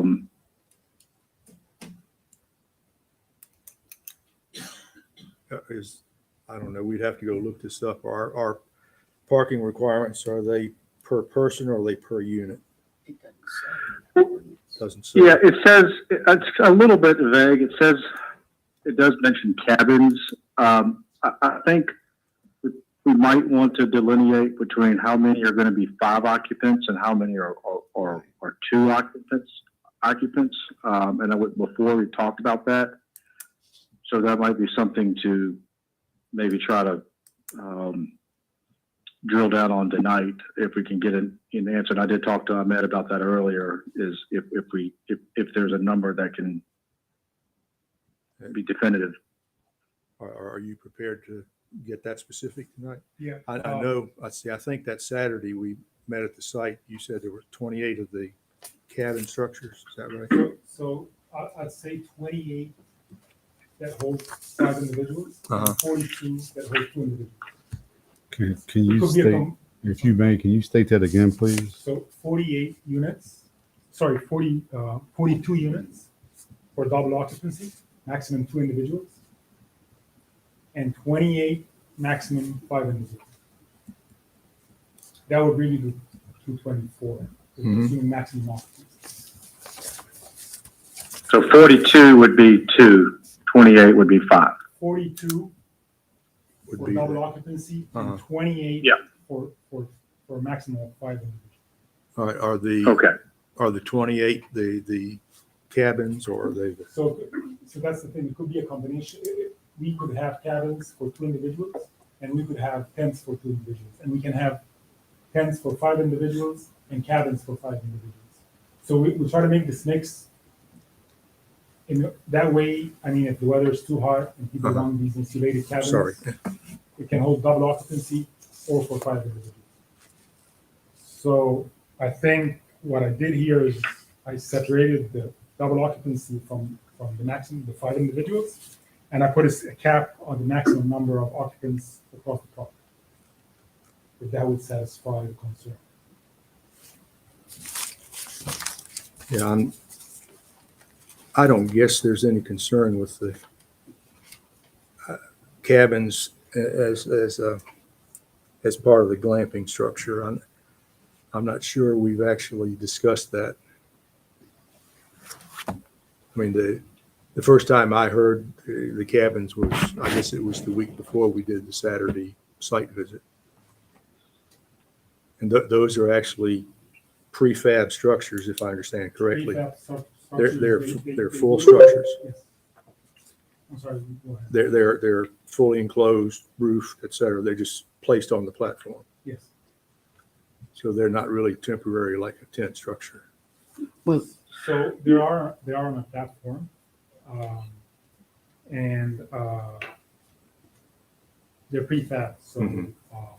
I don't know how the building department would view those, but I mean, these are hard sided units. They look like a tent, but they're really insulated and prefab. They're going to look at how the statewide building code applies. So even if it's a modular or some type of pre-engineering, they're going to be looking at those engineering components. And then when it comes to the type of material, because I know some folks are desirable to use like fabric type of roof covering, then we will also be looking at any kind of fire rating component. So all that's under the building code, but that's some of the elements that he would be considering. Yeah. Yes. To be honest, to preface this with the question, I was able to visit the Madison Vines, which is an RV place, which I understand is very different as the way it looks. But I was very interested in what he has there. Now, what my question is for you, which he gets pre-made and they get brought in, the cabins that he offers. For you, I would assume, maybe that's wrong, that these cabins are they called cabins? The tents with the platform, are they made by somebody? I mean, they come in, there's an industry that does this. Am I correct? So this is not just your glamping site. It would be any place in the world they could be making these sites for that. Okay. Yeah. Same thing with the cabin or whatever they're called, cabin cottage things. That kind of same thing. They get brought in, prefabbed, brought in, prepare the site, and they sit on it. That is correct. So this is not something that really I mean, what you need to do, I would think we would know, you provide some kind of certification about their fire retardant. I mean, we don't have to, that should just be Yeah. provided. They're engineered structures. Absolutely. So It there doesn't should, come under building codes. there's got to be something that comes with them that says they are able to be. It's not us to No. decide that. That's on the. That's what I building said. code. It's not us. There's an inspection done at the factory. Right. We get all that. So we don't need to talk about that or worry about that. That's my point. This might be kind of splitting hairs. Are they assembled on site or are they pre-assembled and just brought in They're assembled on site. on site? Okay. They come in boxes and they're assembled on site. That may make them subject to the building code then. It is. They have to apply to the building code. The building inspector will look at them. Yeah. So, Especially if they're getting plumbing or electrical Right. or any kind of HVAC in them. Yeah. Jamie will look at all of that. Right. that's already specified that they have to. That's make- already taken care Yeah. of. That's not under our purview. And just so that so Madison Vines advertises several of their, cottages. Cottages, yeah. Up to Yes. 5 people. Up to 5. Yeah, up to 5. And they fit in the RV 3 to because they 5, left, yeah. they left the wheels on them and, yeah. Yeah, I mean, if they're registered vehicles Yeah. on wheels, I think they can bypass a lot of the code. Right. Just because they're on wheels. Okay, any other question on 6A? That's Jim. Whoops. I've got a question. Sure. Mr. Helmy, so I'm looking at 6E, considering water, sewer, and parking issues and all that stuff. So what is the need for employee housing on the premises? So, I mean, my understanding is there's limited supply, like housing supply in Madison. So it is best for us to provide accommodation on site. That way we don't have to rent apartments or houses outside the property. It's convenient for our operations. It limits traffic back and forth from the site because they live on site, and usually these are temporary, younger employees, so they come for the season and then they leave. And a lot of them come without cars, so it's very convenient for in terms of operations. It doesn't put any stress on the housing supply in Madison, and for our employees, it's part of the experience to be on site and have a nice place to stay in, and maybe a small recreation area inside the maintenance building. So that's the rationale. Thank you. I've got a comment on 6E. 6, all right. It's ambiguous because it says the employee housing buildings, plural, shall not exceed 9,500 square feet of floor area. And the question is that an aggregate square footage limitation, or is it per building? And we don't know how many employee buildings there are. Yeah, on your site plan, you show 1, is that correct? It shows 2, a dormitory, Okay, and also a GM house. Usually the general manager would live on a separate building.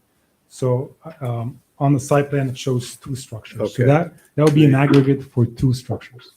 And I'm happy to break it down. I think that might be, there's significant difference in the 2 structures, I would assume. Yes, So- I mean, yeah, the GM will be 2,500 to 3,000 maximum, and the rest will go for the dormitory, which is going to be split in smaller rooms. All right, so 3,000 max for general manager. All right, so that leaves 6,500. Let them work that out. That's like a dormitory then. Yes.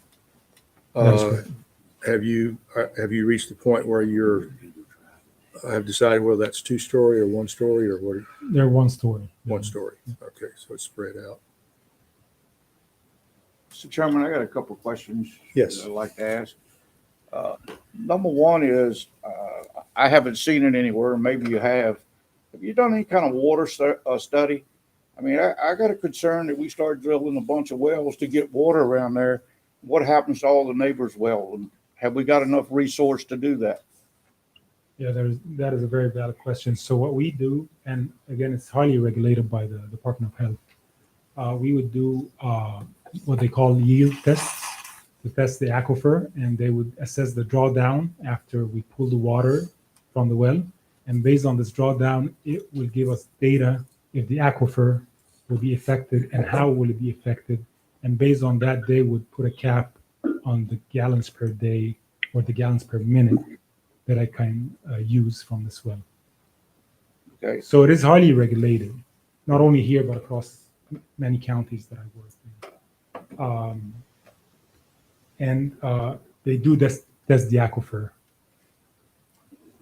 One of my next questions is, I read the article where Steve said maybe 100 parking spaces.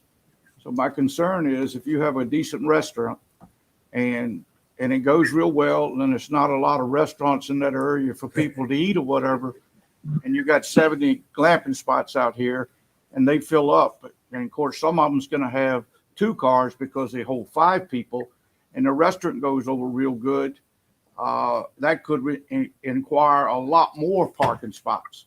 So we could be way above 100 by the time we figure the number that could be at the restaurant at the same time it could be glamping. And I got a concern that we have enough room to take care of the parking. I think the way to control that is put a cap on the number of seatings in the restaurant.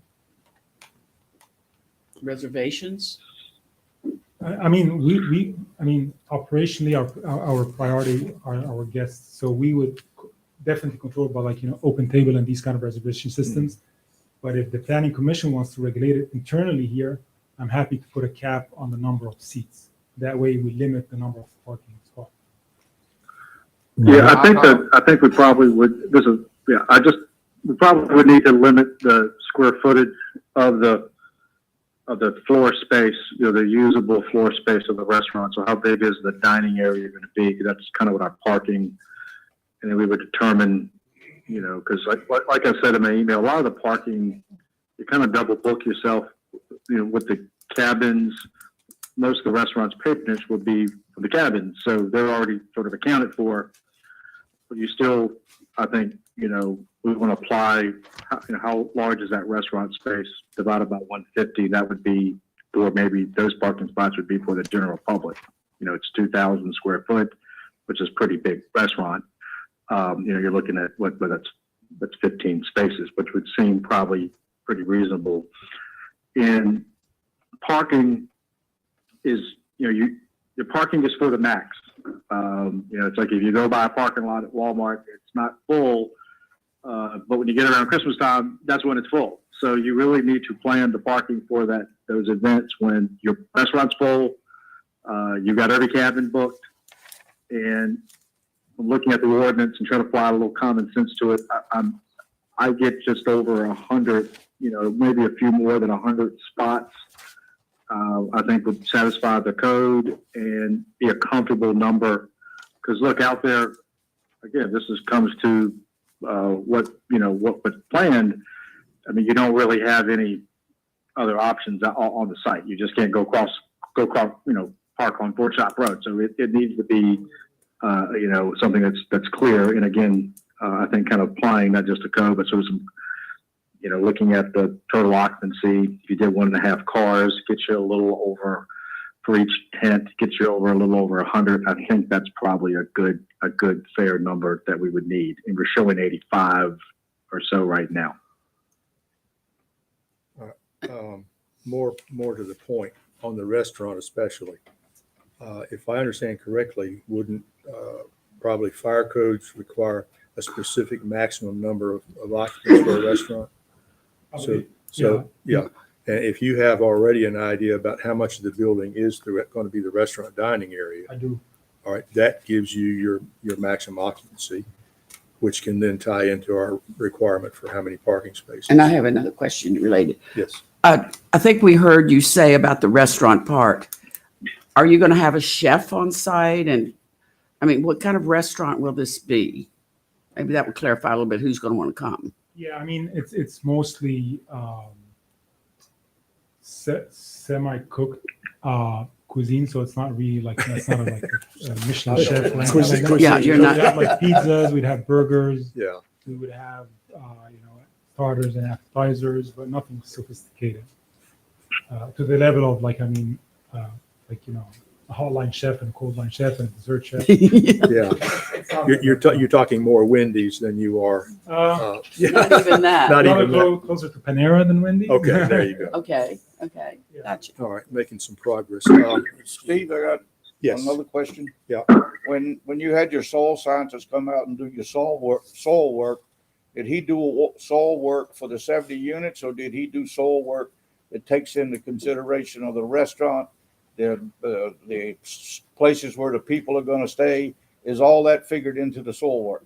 Yeah, and I did share the soil study, and they did factor in the restaurant, and they factored in the 70 units, the number of employees on the property.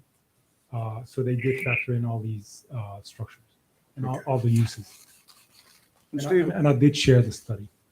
I will say, just making a comment, I went out and visited today. We had to visit And if you look at this piece of property, it looks like it's a flat piece of property. It's very, very hilly.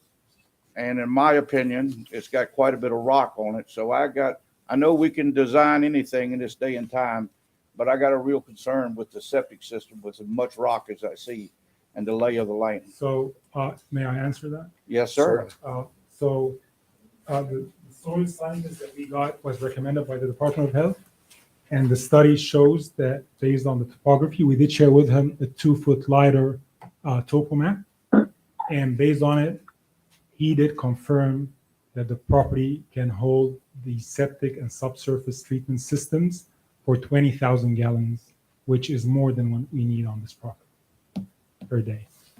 So, I mean, given that he's certified, I would assume that he holds credibility and that the study is sound. Yeah, that's all. And a question for Ligon. Ligon, being this will be a restaurant and it'll be places that will house people to be working there, will there be a requirement for a for a fire system here? It's part like sprinklers, something like that. Yes. Yeah, I mean, I have to ask Jamie, but I mean if it's a new building, I think there, depending on the amount of egress, ingress, there's a way that you don't have to have sprinklers. But it's a commercial building. I just assumed that it would, but I mean, it's all building code, so if it's required, it's required. So before we go too far, I would think that we'd want to figure out if it did or didn't, because that will definitely affect the supply of water that we'd need. Yeah, I mean,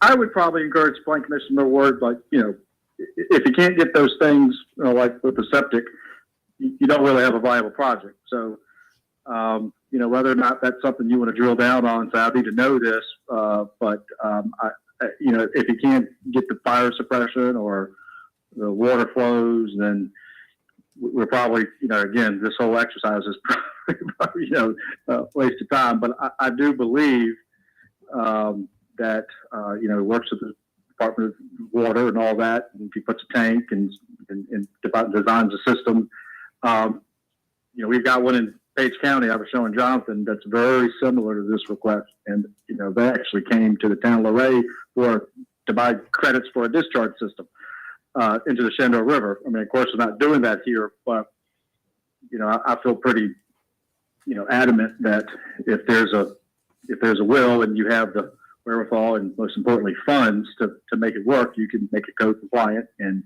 I think the water table and resources there are probably pretty good. Again, I wouldn't get too caught into that, but I don't think there's anything wrong with talking about it. But you kind of see my perspective. And Mr. Elliott, or Mr. Chairman, may I add to that for Mr. Elliott?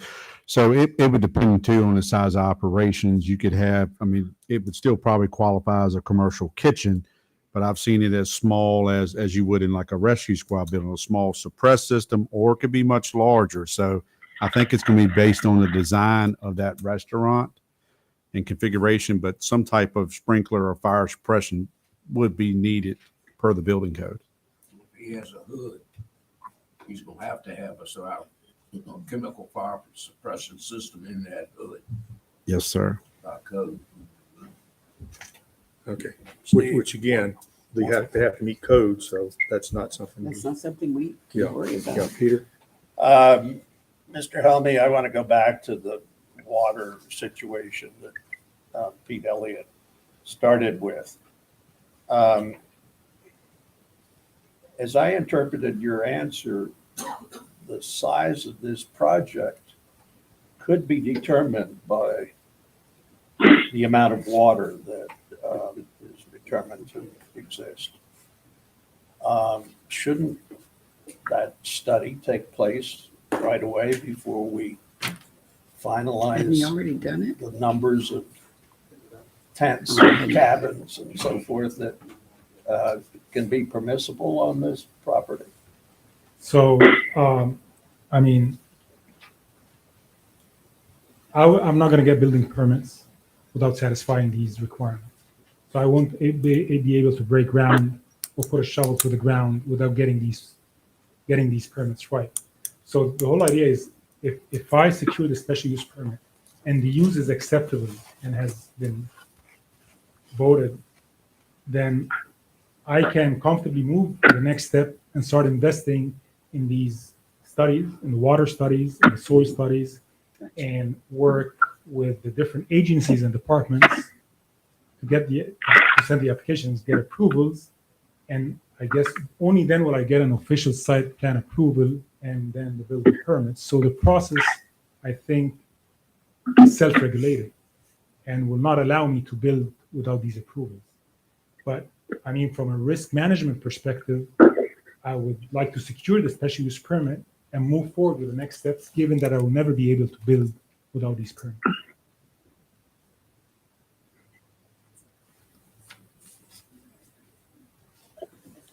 Okay, if no one else has a comment on that, let's get back to what we were working on. Would you, back to 6C, and a lot of this again is going back to being able to establish the parking space requirements.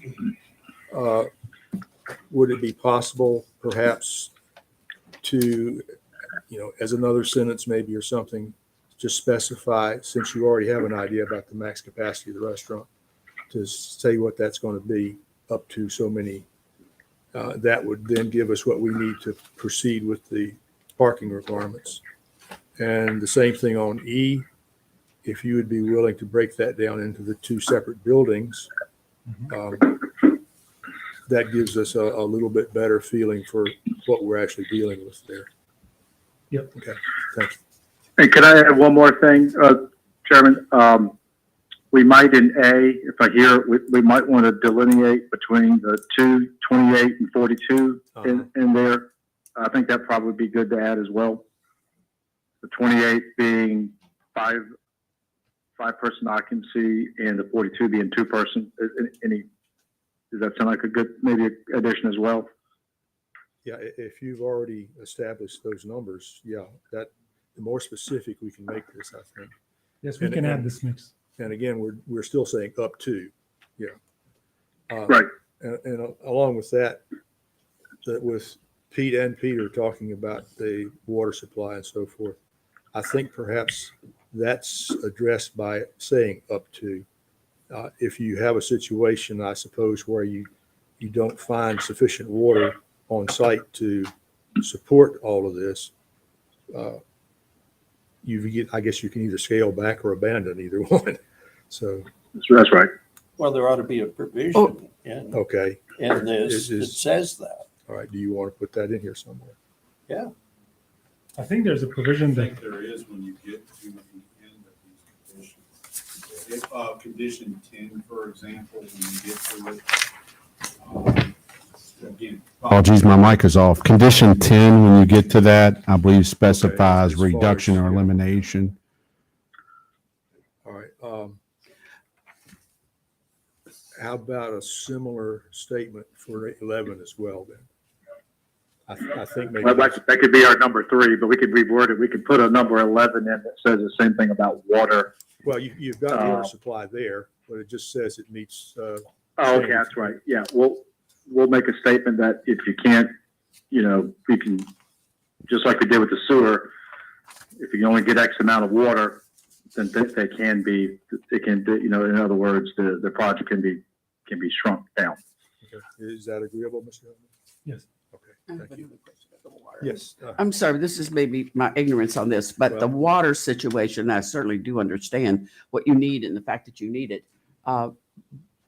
But if there wasn't enough, could they possibly ask you to put like a tank, big water supply storage? I mean, that would be an alternative. Is that what they do there with that kind of situation? What do they do? I mean, what could he do? Just for information. Is there a solution? So VDH, and I don't know how much, or specifically in this case, it would probably involve an arm of VDH, which is the Office of Drinking Water. They're going to look at how many people you have, what's the duration of that. So what I heard you say earlier, is this seasonal or not? Because I don't think that's captured in here. But those are going to be things they need to know because they're looking at occupants and how long are they there. will determine if this is a public regulated system or not. Well, But again, those are all VDH things, but that's a very good question. Well, in addition to that, if the water's coming out of the river, I think the Robinson is considered navigable at that point, isn't it? Yeah, I mean, all tributaries, it's Okay. this Well, my waters point of the U.S. regulations are Okay, the impacted. Army Corps of Engineers may, For that. if we're talking about impoundment, the Army Corps of Engineers is going to be involved. Yeah, this would be groundwater, so it'd be wells, but they're still going to look at the number of occupancy or number of occupants and the amount of time, meaning is it the same people like there longer than 6 months, or they have different regulations that it will determine the sizing of his system, any storage capacity, additional wells. Mr. Helmy mentioned yield rates, but if anything, it's going to be significant impacts. I have seen monitoring wells placed on, so you can track that to see what it's doing with the aquifer beyond where his wells are drilled on the property. Yeah, I may be misunderstanding. I think what Faye was saying was There a storage, Alternatives to not water having tower. the water if. yeah. That's not a decision we make. That would be the health department. They're going to run all those numbers of occupants, and his anticipated uses will determine whether he needs storage tanks for domestic use or if he needs storage tanks for fire suppression. And my point is, that's not a decision we're going to make. And so we really don't need to worry about that part because we have agencies. I would That will think, take care of yes, ma'am, to your point, I would recommend to the planning commission to let us know what language is. One, is the language currently listed in condition 11 satisfactory to address your concern? Or would you like to see something added? Because basically it says now he shall meet the standard regulations as required by VDH. So again, they're going to set that. We don't know exactly, but that's what we're trying to communicate as the language is currently before you. I think the language needs to be expanded. Yeah. To reflect the contingency that there may not be enough water to support this size operation. You've already got the wording in number 10, the last sentence there. It would require some changes because that's specifically about septic, but I suspect that there would be a similar possibility for the water. Mr. Carpenter, I believe that's correct. If that's agreeable, I You mean, just track that same language and Yeah. just and that way change it. it's you know. specifically in there. Correct. Okay, so we'll add the identical language that's in 10 to number 11, which basically is saying you would accommodate or size your business plan, if you will, based on the requirements of VDH. Okay, Yeah, I track think it. that's what everybody's getting. It will have to be reworded somewhat because that's specifically about septic requirements. And this would be about water supply requirements. I think we'll just drop if you start after the colon there, and if VDH water requirements, remove septic and just insert water requirements for the approved uses / buildings cannot be met in terms of the Yeah, total number, yeah. then it should read okay if that's all right with the planning commission. Yeah, that sound agreeable, Mr. Holman? Yes. Okay, very good. Amazing. Okay. So do we want to go back, sir, Yeah, to let's go back 6? to 6 I apologize. before I'm not trying to jump. I'm just, I know it seems to be jumping around, but since we had those already in place, and that was a big question. Okay, so it looks like we've got some modification to 6A, some modification to 6C, and some, not necessarily modification, but clarifying in 6E. Does anyone else see anything else there? The rest of them look pretty straightforward. Yeah. You've got 6. 6C, yeah, that's, you would like to see the 2 buildings specified. Is that correct? Yeah. Okay, yeah. Okay, anything else on 6? 6C, Mr. Chairman, was that, I just want to make sure I have that. We want to understand what's his actual total square foot. So to use Ligon's approach, we're not counting the kitchen area as far as parking. We're looking at the actual space where the patrons would be. Am I capturing? Right, it's my Okay. understanding that a restaurant's going to have some maximum occupancy, which would give us the number that we need. And Okay. just put that in there. Okay, thank you, sir. Any other? Okay, official site plan requirements, submittal requirements. I think this is all again specified in the ordinance. Site plan has to be submitted and so forth. Anything there that's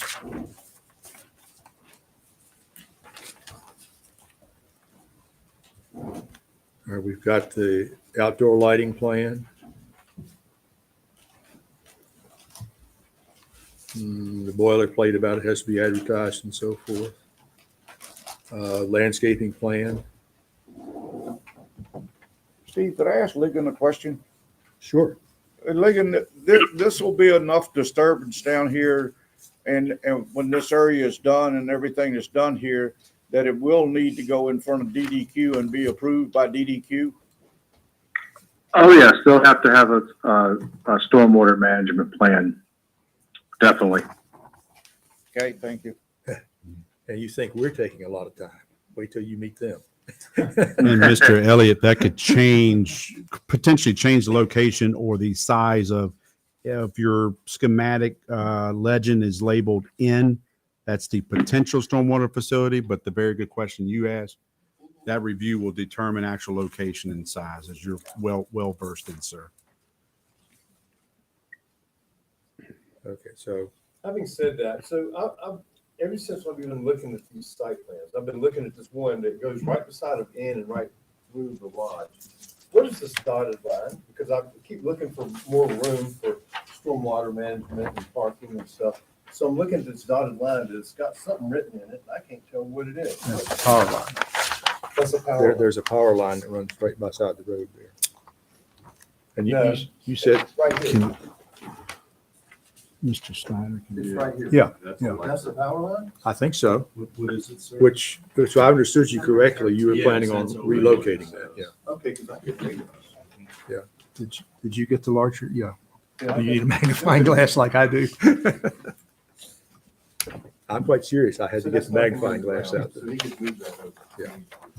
And that, I think you had said that Saturday we were there, that you planned to relocate that line. Is that going to be like closer to the highway or? It will be, yeah, I will be shifting it to the highway and back. Okay.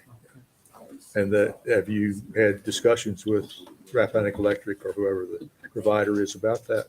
No, we haven't had conversations with the power provider yet. Uh-huh. But usually, I mean, they, in most cases, they don't have a problem if you Right. basically shifting it. Yeah, as long as you pay for it, they're happy with it. Okay, yeah. All right, well, we kind of got ahead of ourselves again. Are we still on 7? Any other comments on 7?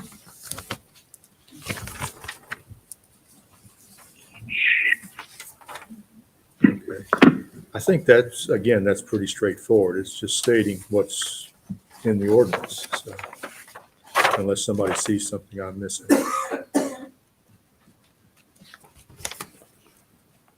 Peter, did you see anything in 7? Yeah, but Ligon can make the change that I'm suggesting. It's a format change. Oh, okay, nothing substantive, okay. Any other question on 7 or comment? Okay, 8, like you said, you'll surely enjoy meeting with the DEQ. And like Ligon said, yes, it will almost certainly be required on this, but otherwise that again is simply straight out of the code and the ordinances. Anything that you see on that? Yeah, I think that where it reads erosion/sediment, you need to insert control prior to plan. And then in the last sentence, Yeah, okay. both plans shall be required to be approved prior to, I think you need to add the commencement of prior to land disturbance activities. See where that, Uh-huh.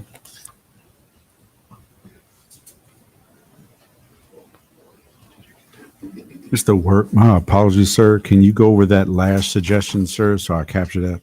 I apologize. It's, Jonathan, it's in the red line. Okay, okay. It's the last sentence on that. Prior to land disturbance, he wants to put commencement of land disturbance. Okay. Thank you. Any other question on that? It's not even 9 o'clock. We're making good time. All right, structures prohibited to be built in identified floodplain. Okay. All right, my question is, why is it there? You can't build in the floodplain anyway. Mr. Chairman, I would suggest with paragraph 9, I would just get rid of the permitted to be. At the end of it, I tend to agree with you. It may be redundant, but that's not the worst thing in the world for a regulation. So that it would read, no structure shall be constructed or placed in this identified 100-year floodplain. Okay. No structure shall be constructed or placed in this. Right. In other words, get rid of permitted to be. And Mr. Work, if you're keeping notes and a redlining, I would be happy to give you my notes as well after this meeting. And along those same lines, why do we have the phrase to be built in? Structures prohibited in identified floodplain.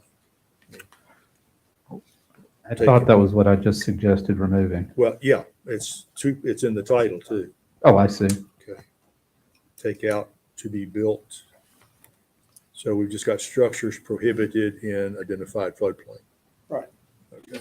And in the last sentence, we'll take out the permitted to be. Okay. That's not a substantive change. That's just excess verbiage in there, I think. Yeah, Yeah, I'm okay. fine with that. Okay. Well, that looks like one right there. All right. Looks like one right there. All right, we've already talked about number 10 a little bit. Does anybody see any other problem with that? That's, like Faye said, that's really outside of our purview anyway, except the comment about the reducing the number of uses if it has to be. Hey, Steve, can we Yes. go back for just a second? I got a question I want to ask Mr. Weekly. And didn't you say that the light blue was the floodplain area? Yes, sir. That's how I see it on that legend, sir. But what I did on the GIS, let me shrink this in size, sir. But I brought up our flood map layer so you can see exactly where that is compared. This is the original parcel that Mr. Helmy had brought for his project, and now the additional acreage he's asking here. So the floodplain is delineated as you see in the blue area here. Well, I'm not reading what I think I'm reading. It's on the R, I think, is the restricted floodplain area, R. Right here. And then the stream, It's right here, this, right here. Yeah, that's right. Well, isn't that 2 campsites in there? No, you've got R as recreational Right. area. Okay. And then I couldn't, and then I'm like, Need that Need your magnifying magnifying glass. yeah, maybe I need Sean's glasses. The closest structure is the spa tent. Yeah. Right. But it sits right outside. Yes, thank you. 600 feet. Okay. 10 and 11 with the change addition to 11, any problem with those? All right, 12, site entrance exit design.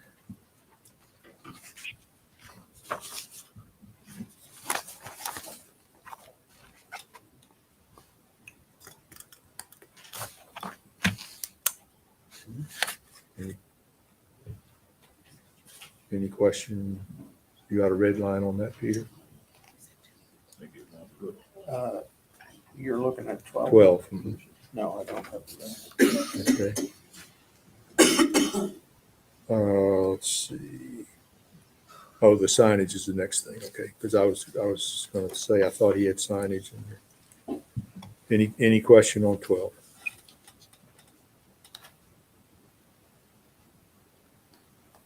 Okay, yeah. All right, 13, site signage. Okay.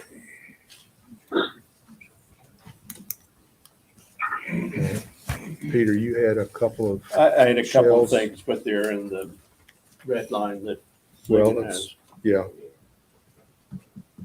You wanted to, yeah, let's, I mean, you had added shell something, Yeah, I mean, I think it should read as follows. The site shall be limited, and there's two to be limited, or two limited. limited The to. site shall be limited to 3 exterior Okay, he's got signs, extra words, yeah. which shall be monument style signs and shall not exceed Okay, 5 feet in height.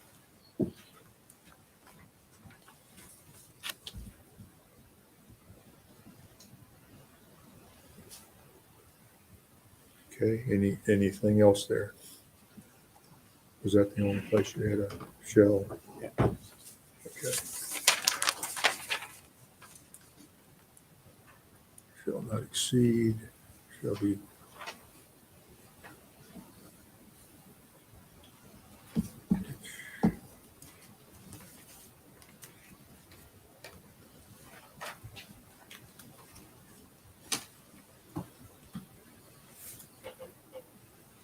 Okay, any other?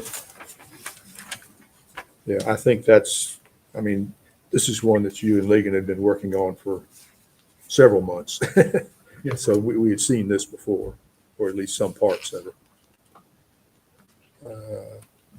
Directional signs on the paths otherwise.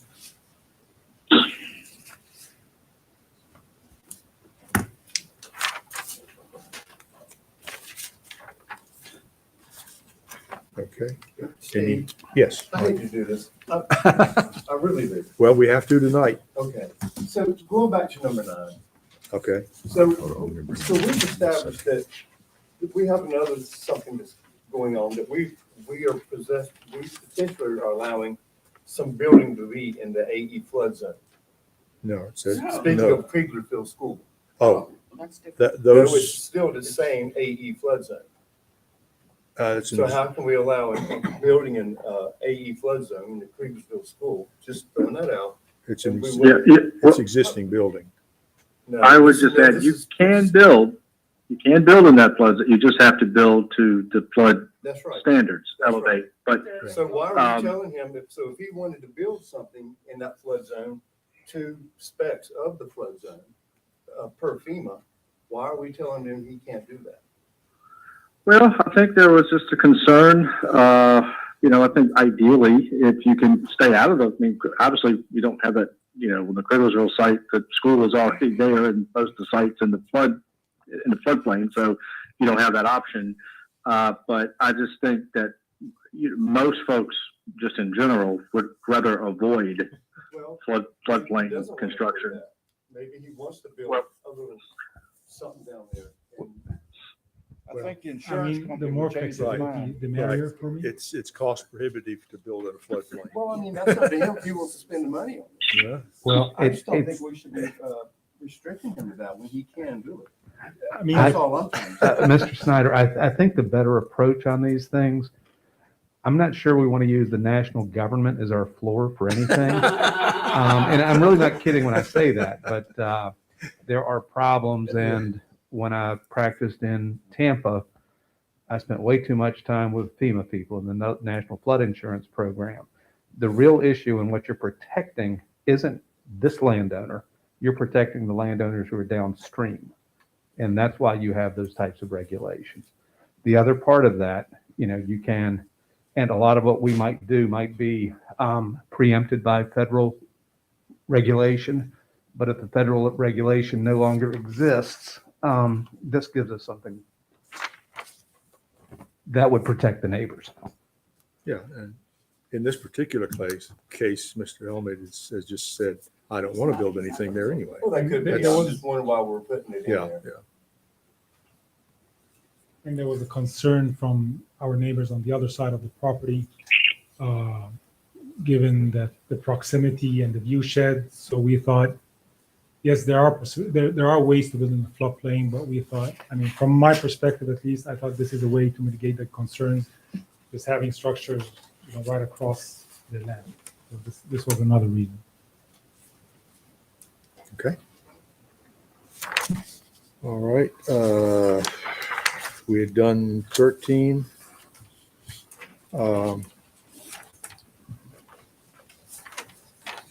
Okay, I noticed Ligon's note at the top of this page. I guess the total site parking will be provided at some later date since it's obviously not here tonight.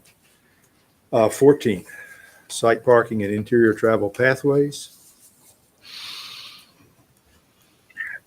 Yeah, I think we'll get the parking once we can get the size of the staff building Yeah. and that restaurant. I think we can get a real clear number. So just and that will be forthcoming shortly. The only thing I have on that, Steve, is guests in the last line ought to be plural. Plural, yes. Yes, okay. 14 in the last line is just a punctuation, not punctuation, but a grammatical error. Wrong, Yeah. yes.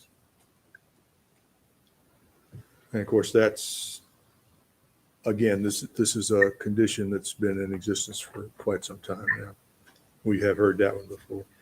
Emergency management plan.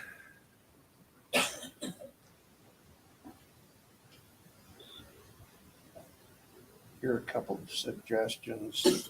Okay. After a gator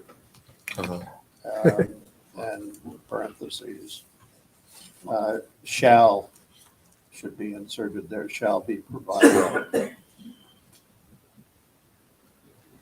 Yeah.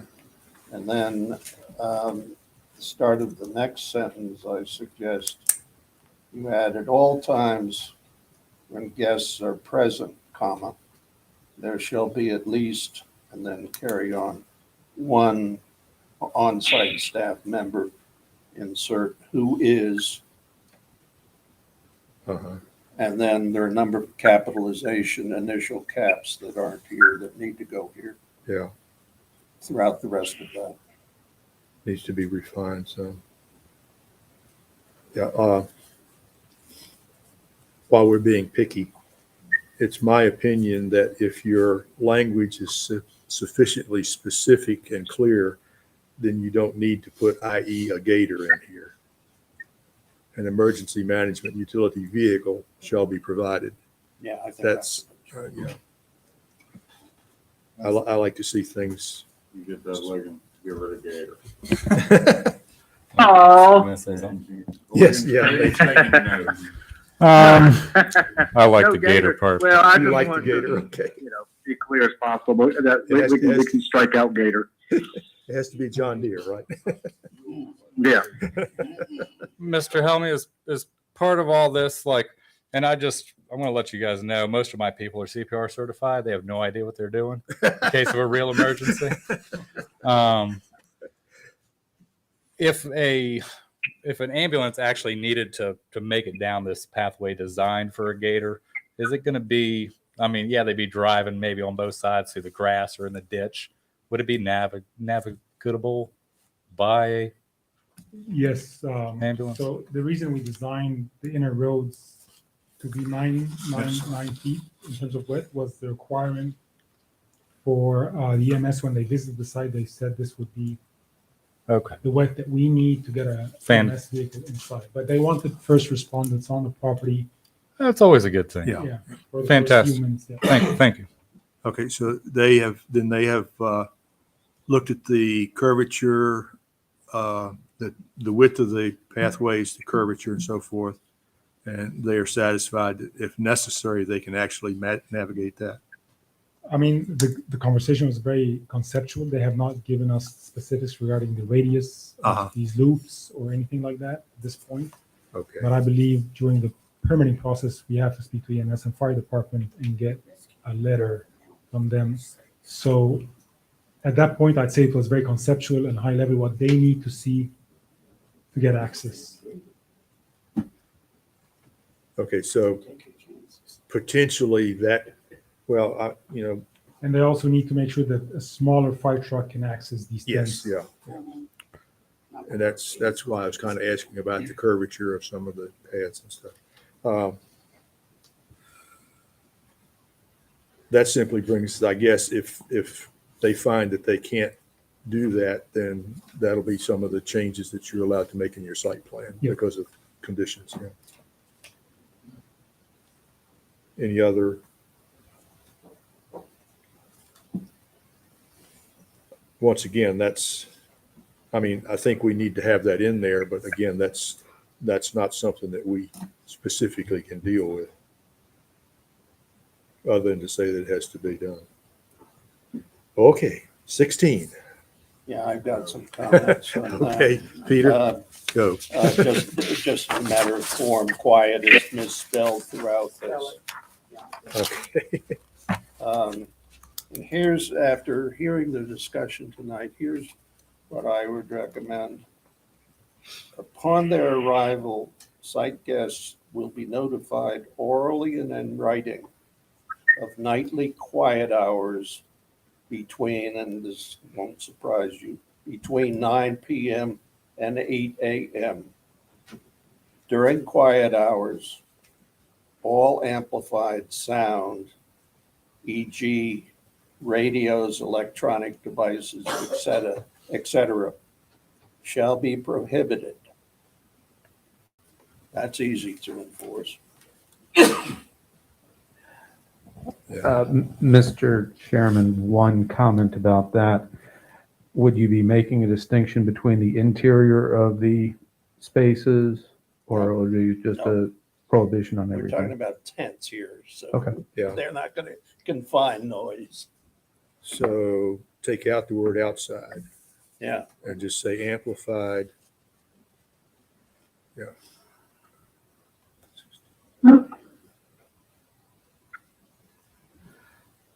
During quiet hours, all amplified sound. Even inside the lodge, which is not a tent and highly insulated.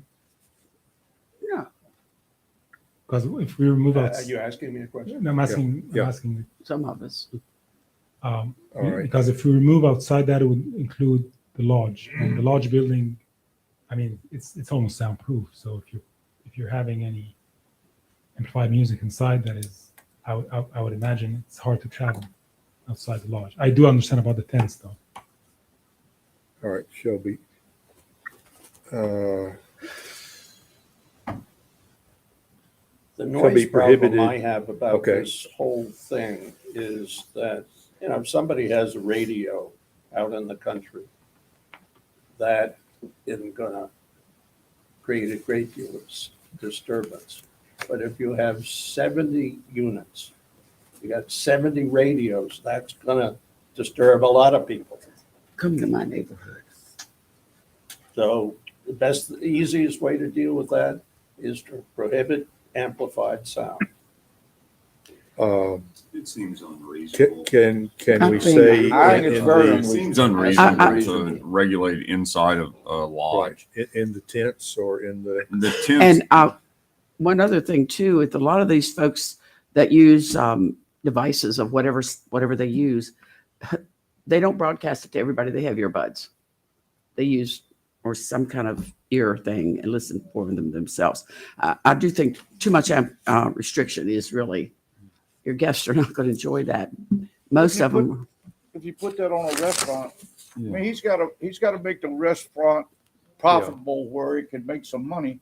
And you building a restaurant, you're not gonna, it's gonna be like your house. If you're inside the building, you're not gonna hear that noise. If somebody's watching a sports game on TV or something, and I just, I'm like, I just hate to see we take everything away from them. I understand the outside amplified music, but to make that abide by the inside stuff, I can't go along with that. I think we can be specific about that some way. This emitted sound would reach over 60 decibels. That's pointless. That's can't be. Some people can actually hear 2 decibels. That's kind of the threshold of human hearing. And what somebody decides is noise is strictly their personal opinion. It's so trying to talk about the decibels, but if you just amplified sound, radios, electronic devices shall be prohibited. How should we, in the tents or Accommodation units. outside of the lodge or outside of the restaurant or something like that? Because I agree that the restaurant is an enclosed space. It shouldn't be. So, I mean, the structures that might have amplified music Yeah. or amplified sound in general would be the lodge, employee housing inside. I cannot restrict them watching TV inside the dormitory and inside the GM house. Right. And the maintenance building is a maintenance building. It does have laundry. It does have, I mean, there's sound inside it, but it's I mean, it doesn't travel. But I'm happy to limit any sound inside the accommodation units, which are basically Okay, tents in the cabin. that's a good way to say it, I guess. That yeah. I have one other question for curiosity. We haven't mentioned anything. Are you going to be providing your own internet system for this thing, or they come? I mean, only what they buy, what they can get on their cell phones. What's going to be the deal on that? So we have to provide Wi-Fi. You do? Yes. Okay. It's becoming like water and like power. Really? Yeah. It's a utility. We got to be careful what kind of precedents we start to set on I these know. things. Yeah. Would it be agreeable to just say something on the order of any amplified electronic sounds will be only within the buildings? Because if we say the accommodations, then you're saying if they're out on the path, they can't do they can do it then. So It already says outside amplified, so it doesn't. Well, say I took out the word outside, Yeah. but I'm hearing the preference for adding back outside amplified. okay. So put the outside back in, which would shall be prohibited. Do you want to put any? Is that within the quiet hours or is that? Yeah, well, here's where I would. And I'll get quiet spelled right. I changed the Promise. hours.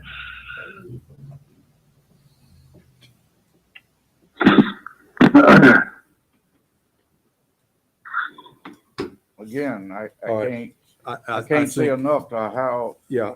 we got to be consistent about what we do here. The RV site that was out there, we didn't impose this on them. So, I mean, all I'm saying is, I don't want no neighbor to be disturbed, but let's be consistent with what we do. But your quiet hours were in all the way back to your original proposal, if I remember And correctly. I'm fine with the quiet hours. Yeah. I mean, no amplified music during the quiet hours.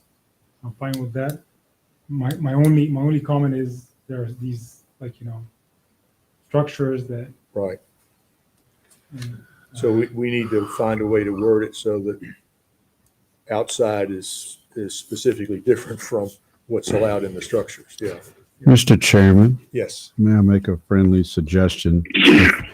If you looked at sentence number 2, where it starts at outside amplified music, so we've already established quiet hours, unless you want to change what is there of quiet hours being 10 p.m. to 7 a.m. That's up to you all.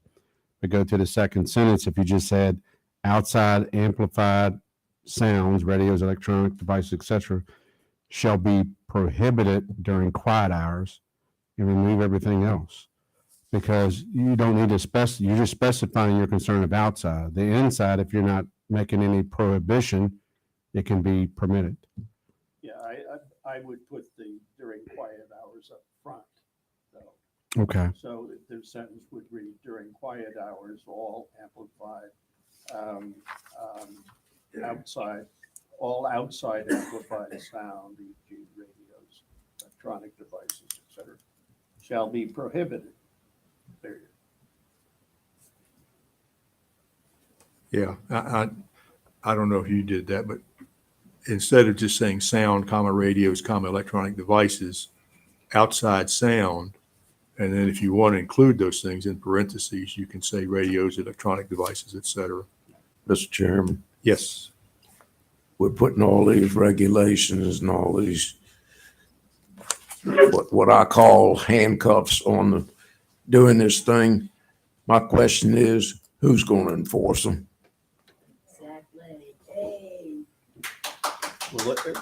Well, the staff is going to enforce them because the staff is going to give them. What staff? What staff, Peter? His staff.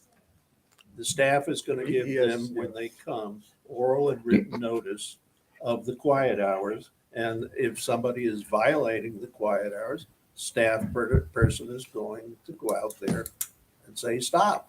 And if that doesn't happen and you get a complaint from a neighbor, then you have, the building official will have to investigate that. Well, I don't think that's the case. Yes, If- it is.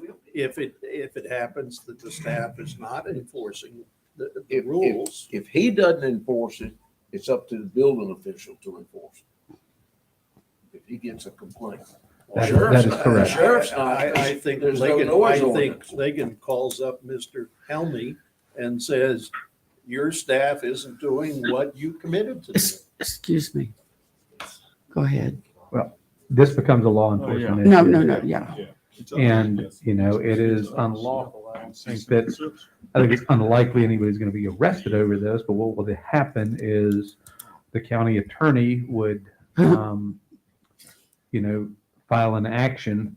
You may recall several months ago, we actually upped the fines and things on that. I think $250 for a first offense and $750 for a subsequent offense. So there is an enforcement mechanism, but to your larger point, you know, we don't have the staff to, you know, patrol these types of things.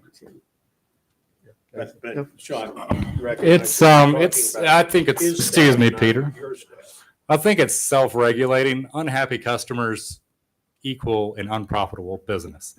It's the people in the 50 feet away that are going to be unhappy, leaving bad reviews.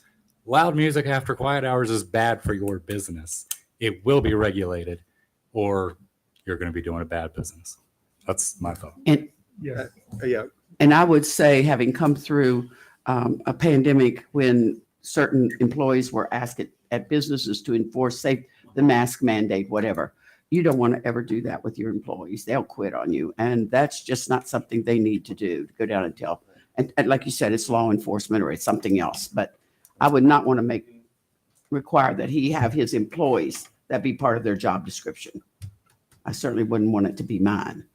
The other thing I wanted to ask, though, if they're using, does this affect at all if they're using an electronic device of some sort, but you can't hear it because they have it? It doesn't affect that at all, right? We don't mean that we're No. Right. all right. Amplified. So long as you can hear it, if that's what you're talking about. Okay. So if a tree falls in the woods, does it make any noise? It does. So, and Mr. Chairman, to add to what was mentioned, I highlighted for what it's worth that those conditions are bindable, enforceable by the Madison County Board of Supervisors or its designee. So that's where Sean got in. Usually Sean and I would fall as the board's designee, and then we would issue whatever letter or citations that need to be done. But to Mr. Cowan's point, I think he's right. Yes, sir. This is how Yes, sir. I just wanted to make sure that it was mentioned or draw attention that it is mentioned in the conditions. Maybe you want to address this. I'm pretty sure maybe it was one of your community meetings. You addressed this about how you would deal with, how your staff would have to deal with that, I think. Yes. You So, did. Yeah, so could you kind of repeat that? Usually we send messages to their cell phones at 10 p.m. informing everyone that quiet hour has started. That's done on a daily basis for each person on the property, each guest on the property. And that's the way we enforce it. And I mean, to your point, we won't be in business.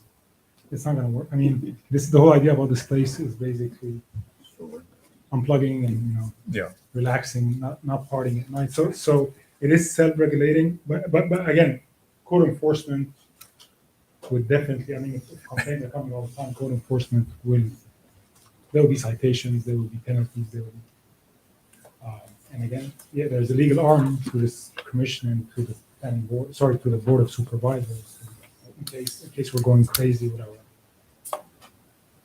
with this quiet hour ordinance. Mr. Chair, Chairman, with 16, with the recommendation, the language that Mr. Work used, is that okay for condition 16, or is there something else before you move on, sir, to 17? We have one thing, Mr. Chairman. Yes. I just heard you say that quiet hour starts at 10 o'clock and you notify everybody by cell phone.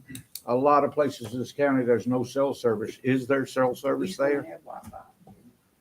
I mean, Verizon was working, I'm not You sure live there. Yeah. I'm not sure about the other networks, but yeah, and we You do got some- residents here to let you know.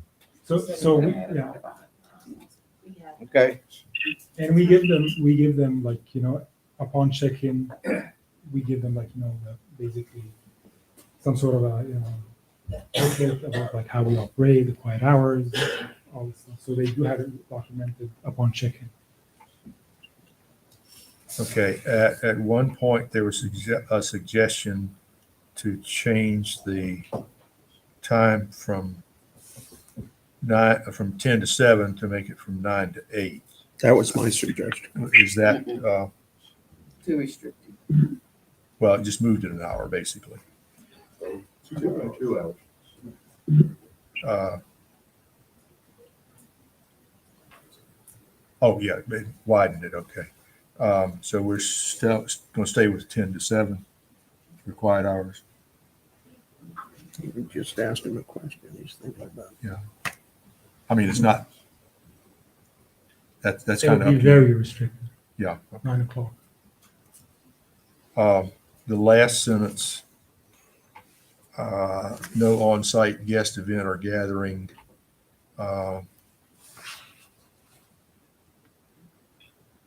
Okay, that's in addition to the quiet hours. If you've got, I'm trying to understand why this is in here.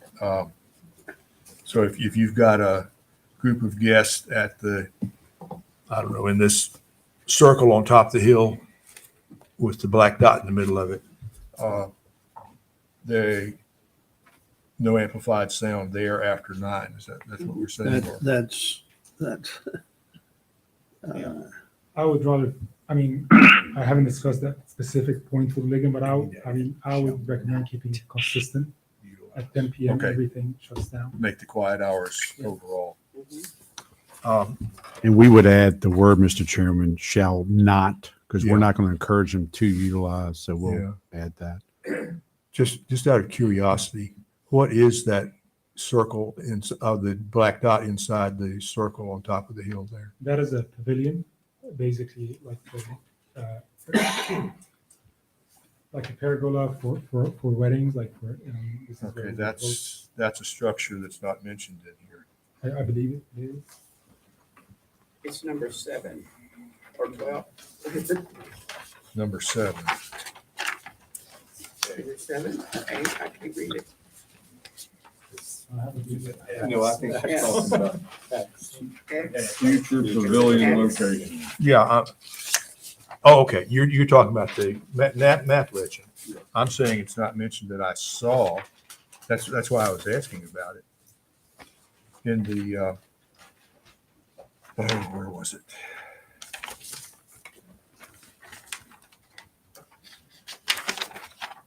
I guess it's 7, the structures.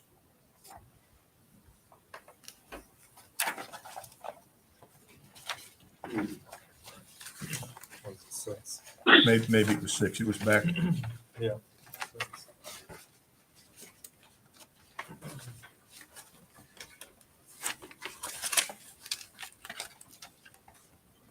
Yeah, it's in 6, and still do not see anything about the pavilion there. Would you put a size on B in 6? Citing the pavilion? Yeah, if that's a building or structure that's going to be there, it needs to be specified, I think. Gee, Can we have sides or open? It's open air. Open. Yeah. well, hold on.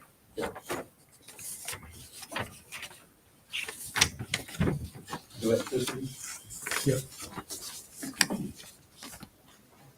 No plumbing. I mean, we would plan having a restroom serving the pavilion over there. So it's So that's- structure then. That's a good bit of structure, yeah. Not inside. Well, I mean, Well, I mean, electric plumbing and that. that's not my point. My point is that that's a structure that's not in the, Yeah, it's got in I the agree. proposal, so. I agree. I believe it's in the site plan, but probably not mentioned. So Yeah, it's, isn't the solution to add a letter to the list and put a square footage on it? yeah, if it's going to be there. it needs to be Ligon. there. Yeah, I got it. Got it. All right, move on. Okay. Now, if that's going to be the site of your amplified sound prior to 9 PM, you're going to hear that well into Oak Park. Because that's at the very top of the hill. Yeah.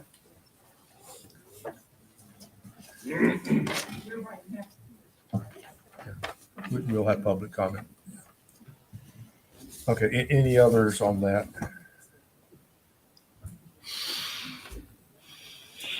Okay, we talked out on 16, 17, fire pits, prohibition of on-site fires. I would just change the title to fire pits and prohibition of non-fire pit campfires. One question I have about that, are these fire pits just going to be propane fire pits or are you burning wood? Burning wood. Yeah, they're, and I've seen some of these on advertisements. These are what, like stainless steel Yeah, like perforated. they call solo stoves. I mean, they're almost smoke. I mean, they really reduce Yeah. the amount of smoke. I mean, it's a new technology that has been quite successful. Francois has this at Wyoming. Yeah, Right.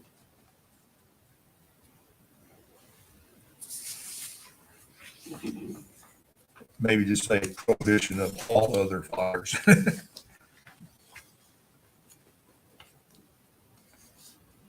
Because, sometimes by late August, we do not want to have any fires outside of that fire pit anywhere. That's all fine with me. All right, Mr. Chairman, can we get clarity? So we're tracking good notes on 17. Are we changing? Is that the heading where it leads into fire pits and prohibition on site, or is there something within yeah. that paragraph? Maybe, I don't know, clarify it a little bit. The heading itself, fire pits Yeah. and okay. Prohibition of other fires, all fires or whatever. So basically just drop fire pits and prohibition of on-site fires. Is that what I'm hearing? You're still allowing the you're fire still pit. allowing the. I'm just trying to figure out what are we prohibiting? Just change the title to campfires. Okay. And I think that you can include the rest of that in there. And Yeah, there might be some because other cleanup. Yeah, it specifically says campfires outside of shall not be allowable. Okay. Yeah, that might be, just say campfires. And then it says each cabin or glamping site shall be provided with the fire pit. And campfires outside of shall not be allowable. Okay. And you use shall both times, so we're good for that. Okay, any other? So we're just going to change that to say campfires?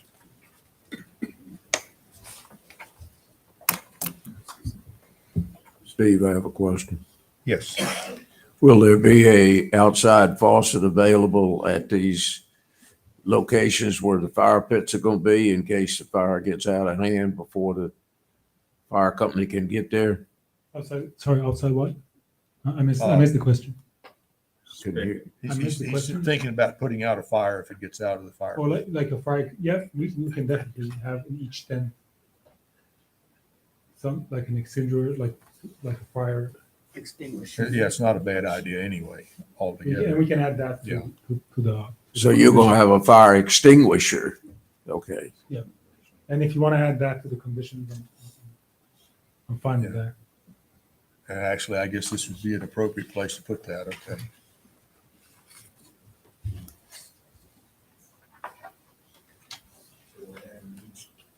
Each, /10. all right, Each site. all right, Site, each that's site.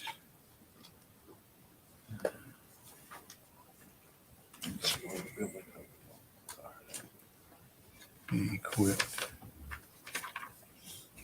with fire extinguisher.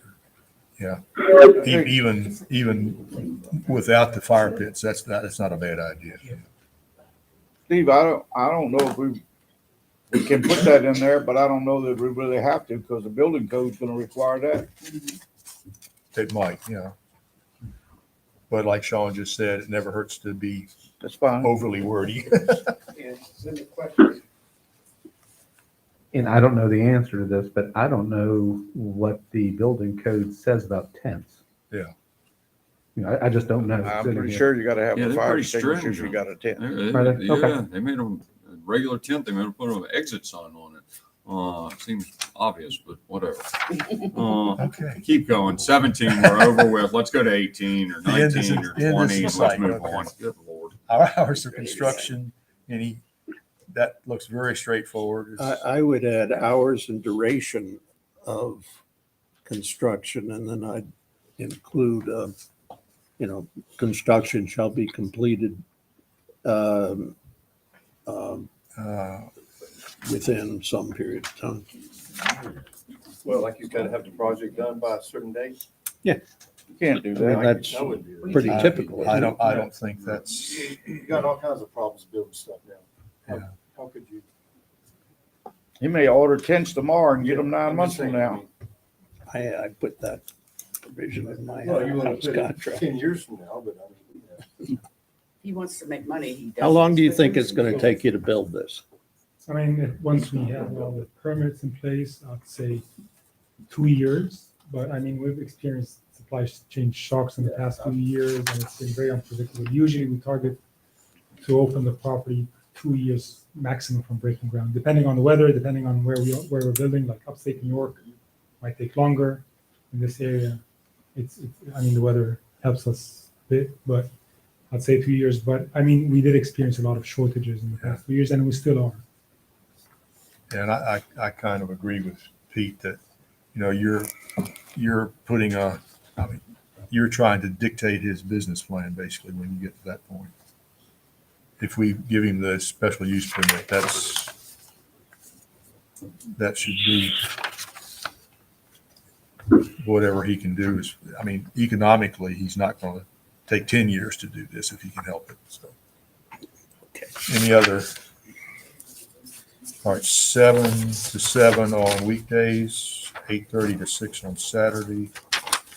I assume this is something that you and Ligon had worked out. I'm fine with that. Construction parking, can't park on public right of way, okay. Or any adjacent property. I don't know, that's pretty self-explanatory.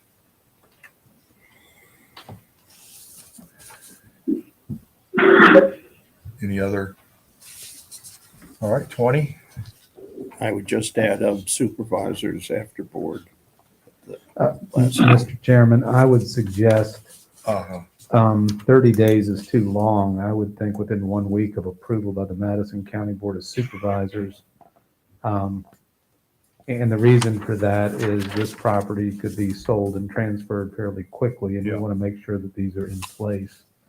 The rest of it, I think, if that were to read as follows, where it says the conditions and requirements set forth in this document shall be recorded in the land records of the clerk's office of the Madison County Circuit Court within 1 week of approval by the Madison County Board of Supervisors, period. And then these conditions shall run with the land, period. And I think you can get rid of the rest of that sentence, that paragraph rather.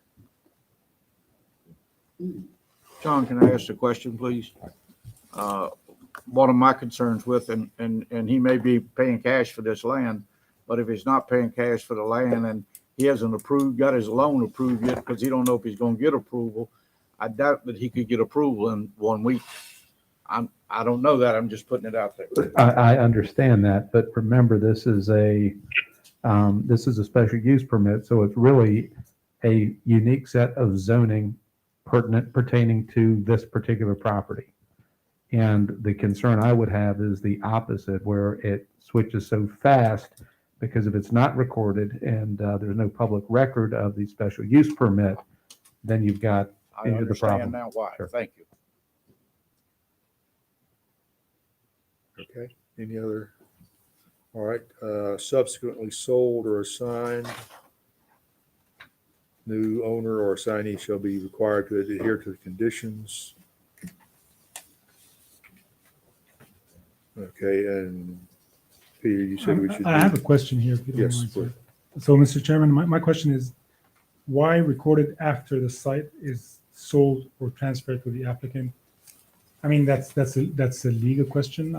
Usually, in my experience, it runs with the land, not with the applicant. So, Well, and that's the point of what I just said. That's why you want to have it recorded within the week of passage. That way it is a covenant that pertains to this particular property forever, basically. Okay.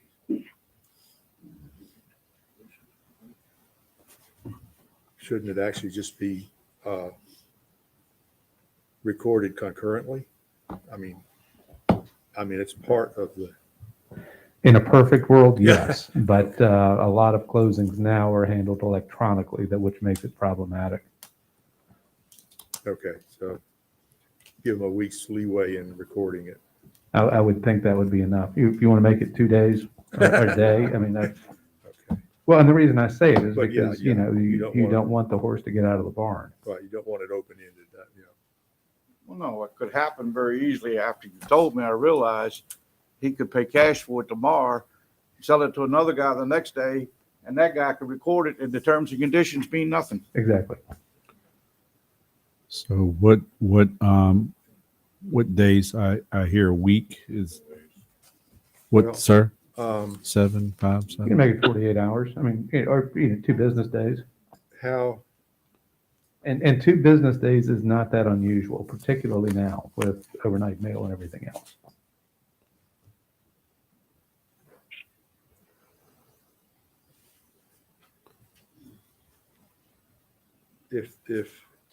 all right, let me see if I can say this right.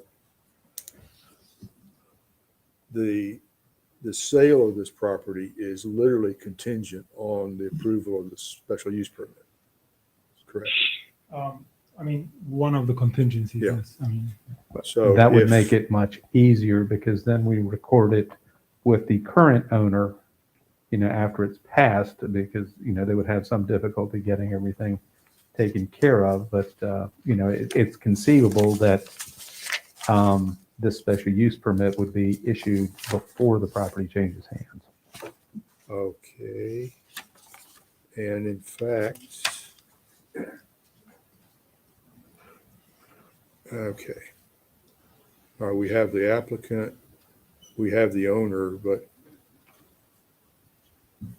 He's not the owner right now. All right, But remember, once it's passed, yeah. I mean, it he's- is zoning peculiar to this parcel. Yeah, And in that regard, if the deal were to fall through, the current owner could apply to have the rezoning vacated or, basically removed. I'm not sure the technical term for it. Now, the interesting question about that is what happens to this rollback taxes. I think that they would still be payable.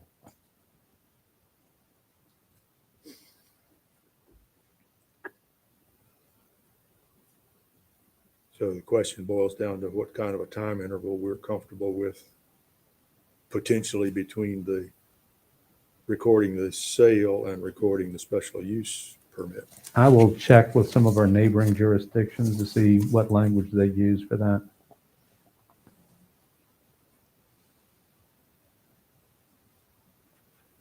So it sounds like that needs a little more work too. Some of it, I mean, I think it's helpful to have this in here. Yep. But once this special use permit is passed, presumably any special use permit is passed, it is only after the chairman of the board of supervisors signs that it goes into effect. But it goes into effect as soon as the chairman of the board of supervisors signs it. So in some ways, this is redundant, but I think it's helpful to have something so that, you know, the general public or subsequent owners of the property are aware of this. But at this point, your recommendation is you're going to check with the other localities. A shorter time period would be better. Something 10 days or less. Correct. There you go. Okay. So Any other? If I may, Mr. Chairman, just again, so staff is actually correcting. I've heard 10 days or what's our number? Let him check. Yeah. And then put it in the packet. 10 Put it in the days or packet less. and then we have staff contact Mr. Helmy, just make sure that's agreeable, what Yeah. we're suggesting. And okay, I'm tracking. Thank you. Yeah. We're uncomfortable with 30 days apparently. Yeah. So we're going to bring that back. Staff will be in touch with you so we can get what's accurate in the packet. Thank you. Okay. Does anyone else have a question for Mr. Helmut? No, I have one for Sean. Okay. Question, lost my train of thought for a second. Oh, well, what you've heard us talk about here tonight, have we made enough changes into this to where it needs to be re-advertised? I don't think so. And I think if anything has become more restrictive. If it were expanding the hours or doubling the size or something, then yes. But I think the changes we've discussed tonight are not substantial, although that does raise an interesting question in terms of timing of advertising for public hearings. Advertising before a public hearing has fleshed out some of these issues and may be a little premature, of course. And this goes back to what we talked about earlier, where, you know, there's a tension between accommodating the landowner and moving these things forward as quickly as possible and making sure that we've honored the process, for lack of a better term. I would just say that advertisement doesn't say we have a completed set of conditions. It just it mentions a couple, and it just goes over the, you know, what the special use is for. You know, it's not unusual to work on, and it's not just Madison, other places, to work on the conditions literally sometimes up into the meeting. I think as long as, you know, we want to have that as finished as, you know, soon as possible, but we didn't advertise that we have set of completed conditions. We just made a very broad advertisement that this is, you know, this is what he's proposing, this is what he's applying for. You know, we did, you know, advertise that, you know, he's limiting offsite, you know, events, people coming from the public. So, you know, again, I don't see the ad as saying we have specific conditions that are here to review. You know, it's still a work in progress, and it will be up in, you know, probably for the next week or so until the packet is posted next Friday. So that's just my 2 cents. Okay, the packet posted for the joint hearings. Is that what they're going to say?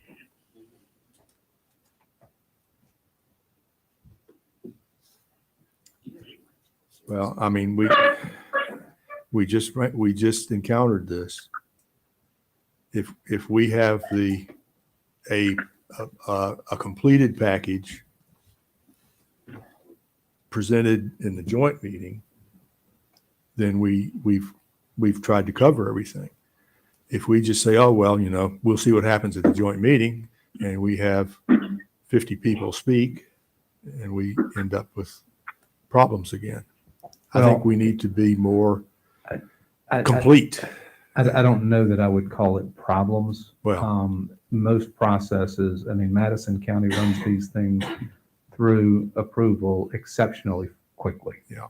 Other jurisdictions are far more deliberate whenever it comes to these types of issues. And it may be with a complex special use permit like this, maybe 2 workshops is not sufficient. I defer to Yeah. your collective wisdom on Yeah, that. I don't. How important is it to you that our next joint meeting be where this is presented? I have extended the contract quite a few times, Mhm.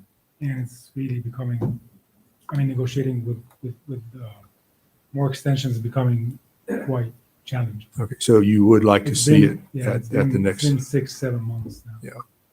Yeah, I'm aware of that, yeah. So you would like to see it if possible at the next joint meeting then? I would appreciate that. Okay. Yeah, we've been talking about it for 6 months. I mean, the conditions are, I don't think any of them are And they've been it's changing kind of for what we've 6 done. months. What's that? They've been increasing and modified and morphing as we went along for 6 months. That's, Yeah, but just again, my humble opinion is it's still essentially from the day one, it's still pretty much on its face the same request. And, we have more time. I'm happy that we've gone through each condition. That's what, I think that's what needed to be done. Now I just would ask yourself, does this make you more inclined to vote? If these conditions you think are, of course, you want to hear from the public. yeah, we have to hear from the public. We're going to hear from the public, but, you thought, do these conditions, satisfy some of the concerns you might have? You might just think that, hey, this is just not a good fit for this in this area. That's fine too. But if you are inclined, that you hear what the public has to say, if these conditions answer your questions, well, that's hopefully, you know the answer to that. But I think, we'll work on it. And from this important feedback, next Friday, we'll have something posted that would pretty much be the final product, and you'll have time to look at it before the hearing on the 2nd. Okay. That being the case, do we have any other questions before we hear public comment on this? Thank you, sir. All right, for public comment, if you would, it's still early. It's not 10 o'clock yet. So if you would if you could limit your comments to 3 or 4 minutes, and remember to come to one of the microphones and give your name and then give us your comments. Public comment? I know there's got to be somebody out there. Okay. Okay.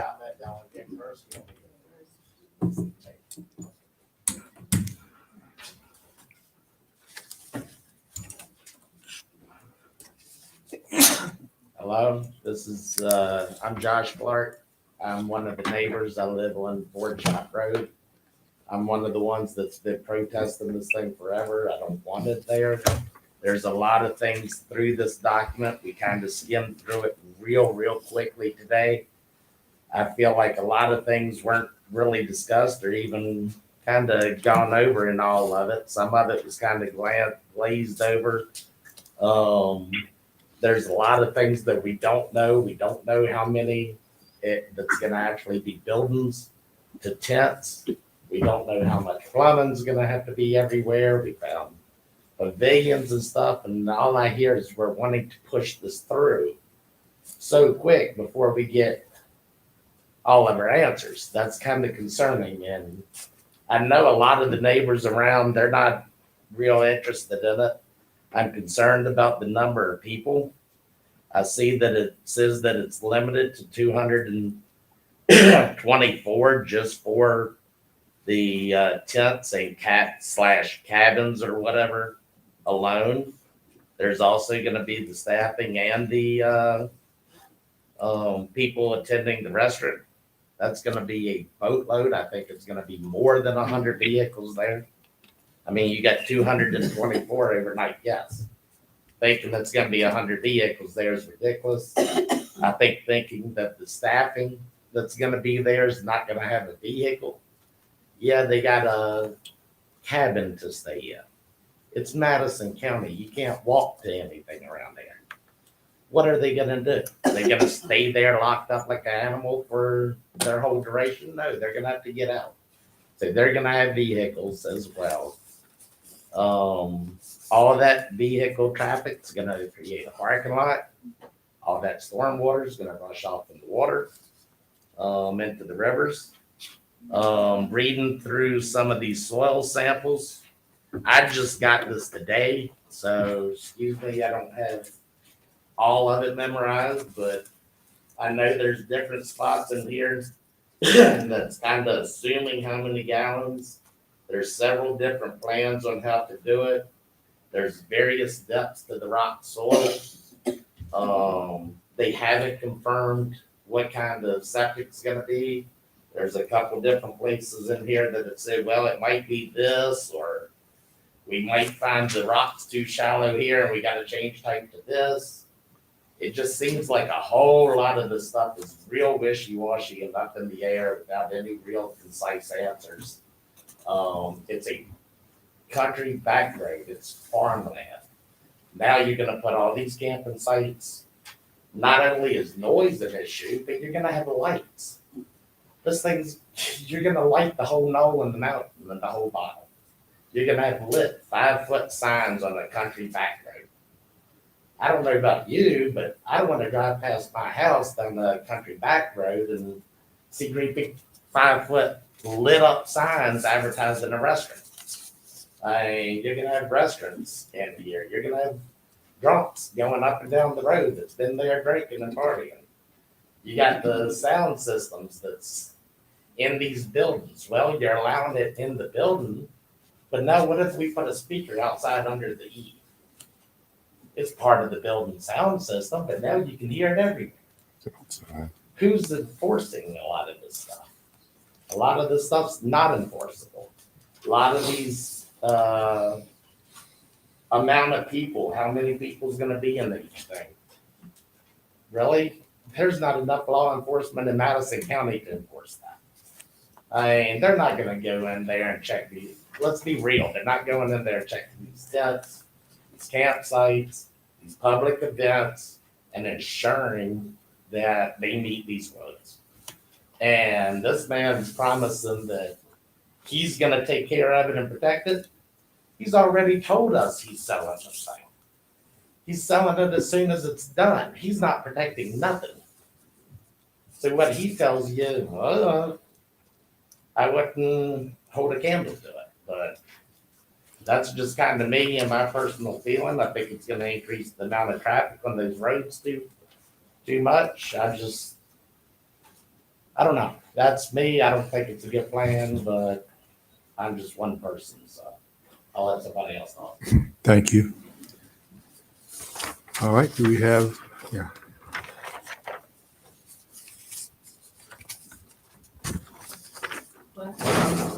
Good evening. My name is Arlene Atkins, and I do live on Fort Sharp Road as well. Josh has brought to your attention most of my thoughts as well. But in the long run, we were told, I believe, initially to begin, that this was only a seasonal camping site. So now it's not a seasonal camping site. Correct me if I'm wrong. So we were in the beginning, we were told it was March through November. So is this seasonal or is it permanent, yearly, all year round? The other thing, my concern too, is also the amount of traffic. Traffic's going to be horrendous. I don't want to see this because I think that it has too many adverse effects as far as the way of life in our community. Another question is, at the end of this field of dreams, what's going to happen if we are in a recession? What's going to happen if this project doesn't go as expected? Then what's going to happen to all of this? Is this going to be left, for the community and for this county to look at? Are we going to look, things are abandoned if they don't in my lifetime that I've lived to look and see, is that property and real estate, what if it becomes abandoned? Then who's responsible for what we're looking at now? I'm not happy with this. There's just, and the other thing is, when we build a house, look at the stipulations that we have to go through just to build a home. And something of this magnitude, I think we need to take a long look before we actually consider this. But that's just my view and my perspective as well. Thank you. Thank you.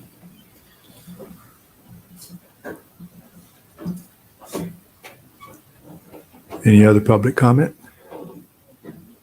I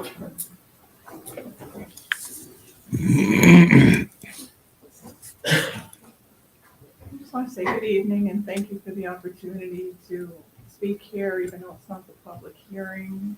My name is Teresa Philippi. I live at 738 Ford Shop Road, which is right next to this proposed development. And I'd just like to second some of the comments that have been made here, and that you've been there to visit the site and you've seen the country roads that are there. It's a pastoral, serene country setting. The roads aren't even marked. They're not even wide enough to be marked with center lines. There's no shoulders. And this development, the size of it, the scope of it, needs to have an ingress and egress such as, and I can't remember the name of it, the camping site down Route 29 towards Yoder's. I think it's down in that area. That's the type of area that this type of development, this scope needs to go on. It needs to be a major road with the infrastructure such as Route 29, Route 15, Constitution Highway, Route 3. This doesn't belong in a pastoral serene setting. And what you're doing is shattering our lives to accommodate this project. You're totally taking our lives and our country setting. And the way we feel about it is we are Madison County. You know, we're your neighbors, we're the residents, and we're the fabric of this county. And I've heard this evening a square peg trying to be fitted into a round hole with this project. You continue to try to shoehorn and accommodate this project that doesn't belong where it's proposed anyway. It does not. I can't pour out my heart and love to you to tell you that this is all wrong. Please don't do this to us. And I have a question because I'm not understanding procedures in that it sounds like you're trying to accommodate, and maybe some of you have come to a decision to approve this monstrosity. And what's the purpose of the public hearing? I mean, it's a way for us to express our frustrations, our sadness. But does it really matter? Does what we say matter and how we feel matter? I mean, what do you take back from the public hearing, the comments, the emotions, and apply it to this project? How does that work?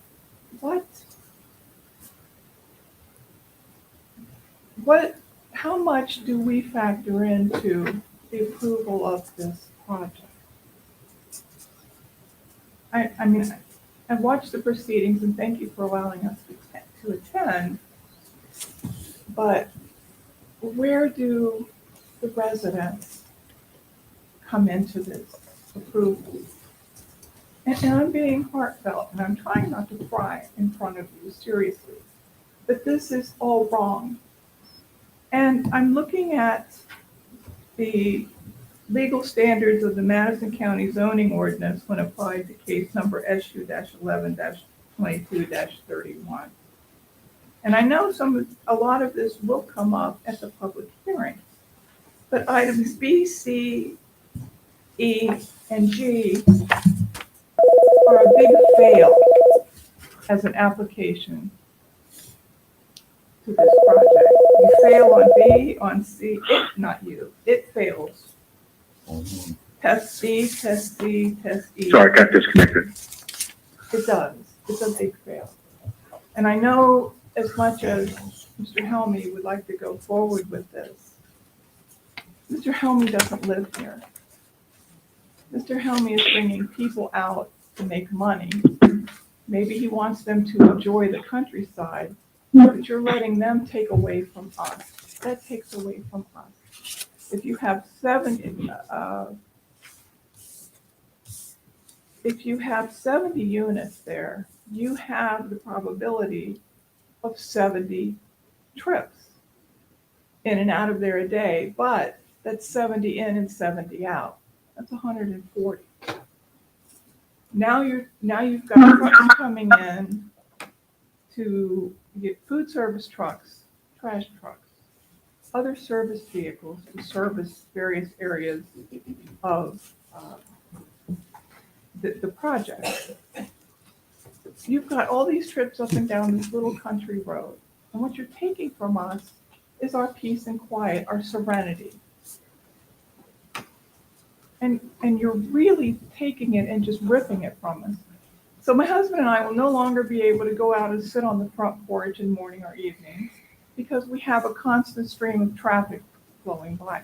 We're going to be able to hear everything that goes on over there. That's disturbing us and our quality of life.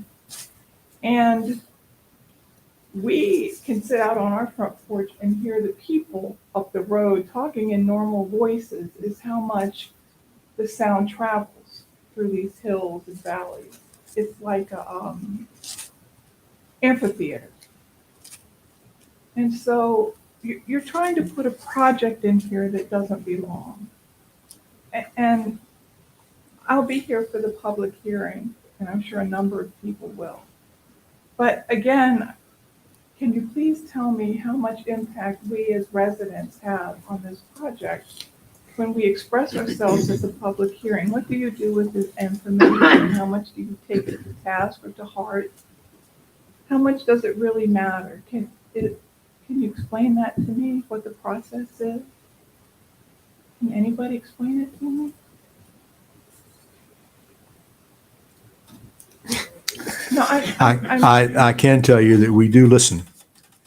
And that's all you. and we try to hear what you're saying, yes.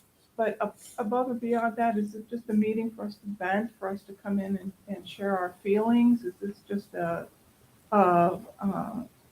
formality or procedural event in the process? Well, we don't Mr. normally do a Carpenter, question and answer, but Mr. Chairman, if I could, ma'am, this is not a question and answer Right. session. This is a time for public comment. With regard to the process itself, the people sitting in front of you are appointed by the people who are sitting behind you. 3 of them are not here tonight, but they are elected officials. And part of the electoral process in this country is people are voted in based on their effectiveness, their wisdom, their popularity, whatever it may be. But the system works because they are held accountable. They're held accountable during elections. But I can tell you from having worked with everybody sitting up there that they take the public's comments very seriously. That doesn't mean they always vote the way the public tells them to vote, but it doesn't change the fact that they do take it seriously. thank you. Thank you. Thank you for the comment. All right, do we have another public comment? It's only 10 o'clock, come on. Sure, come on up, and Joe, if you would come up to the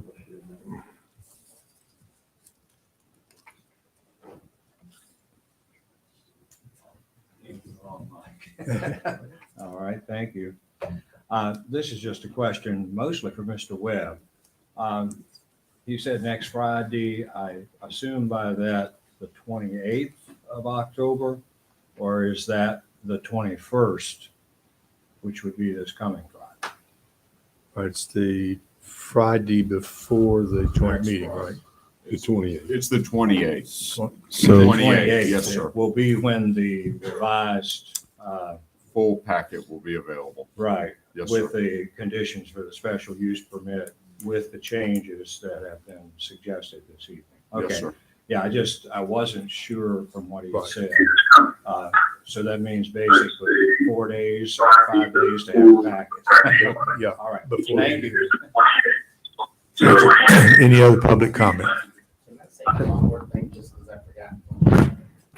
Night's early, why not? The only thing else that I noticed was the times of the quiet hours differed between operation and construction time. He's saying there's 2 years worth of construction, that the noise and activity is gonna start at like 7 a.m. in the morning. These hours are kind of critical to us. I would do a lot of work in DC and Northern Virginia area. I'm waking up at 3 and 4 o'clock in the morning. I go to bed at 9 o'clock at night. Sometimes 8:30. So for these noise hours to be carrying on throughout the night, and the differences between construction and regular, I think that's just, they should at least share, they should at least match. That's all. Thank you. Any other public comment?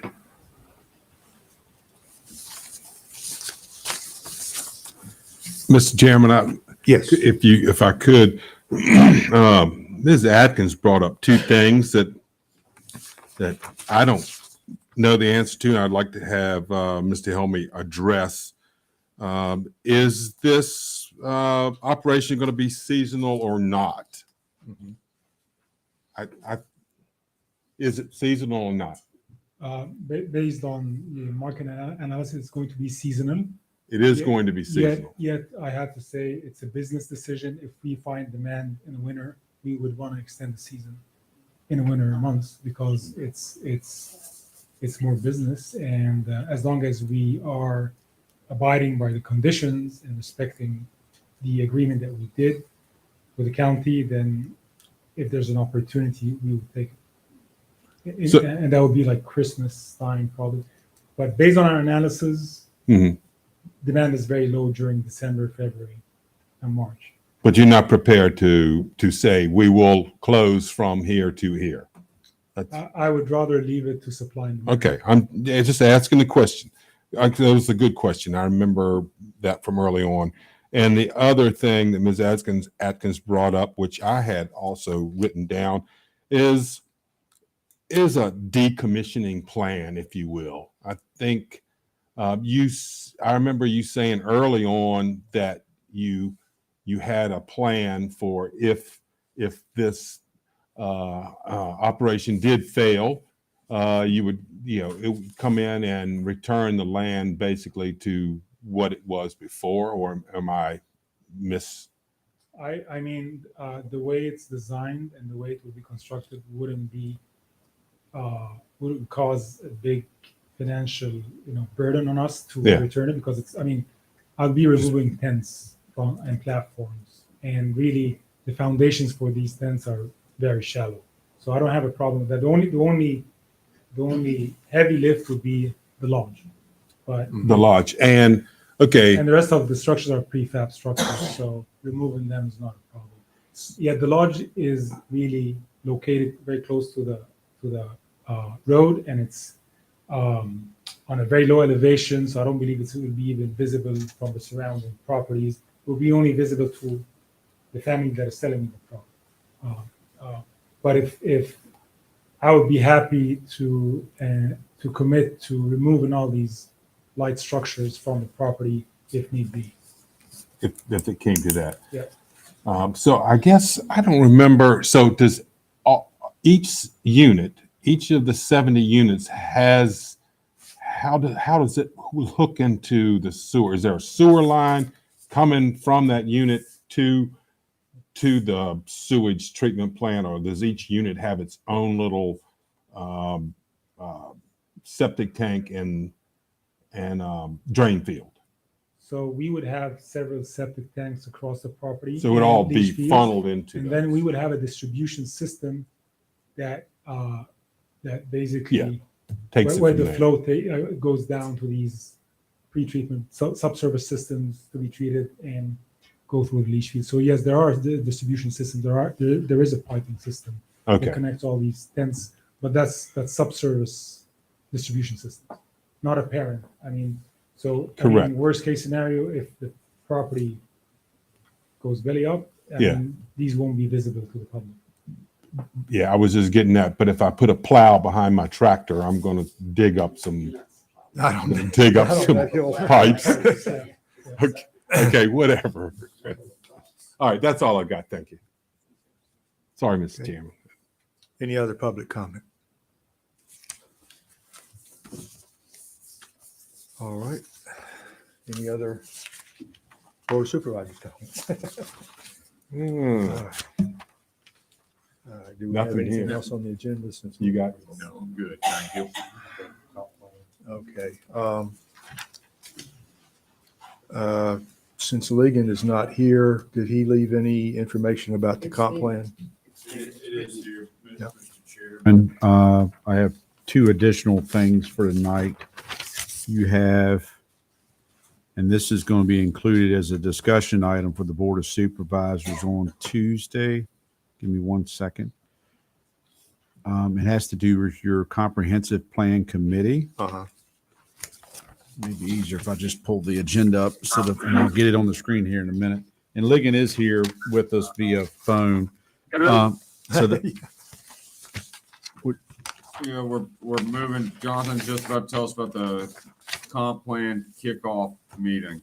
yeah, so there's and noted as item 5 on your agenda is the 2023 Comprehensive Plan Committee kickoff meeting. It's proposed for Tuesday, November the 10th. I think that's Thursday. Yeah, Thursday. It should be Thursday because November the 8th is an election day on Right. Tuesday. Tuesday's So election day. it's proposed, thank you, Ms. Suits. It's proposed for, we'll make that correction, Thursday, November the 10th at 5 p.m. and request to the Board of Supervisors for 3 citizen appointments. So I guess the idea here for tonight, and Ligon can chime in as you all discuss any concerns or thoughts you have of what that committee looks like.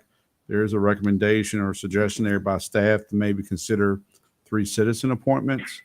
Obviously, whatever you have as a discussion today, staff is going to take that and give it to the Board of Supervisors for their discussion on Tuesday night. Normally, the board approves committees, whether they're ad hoc or whatever their purpose may be. So after the board meeting, then we should know whether those appointments are agreed on. I believe that's Correct. Chairman Jackson. Yes, sir. Okay.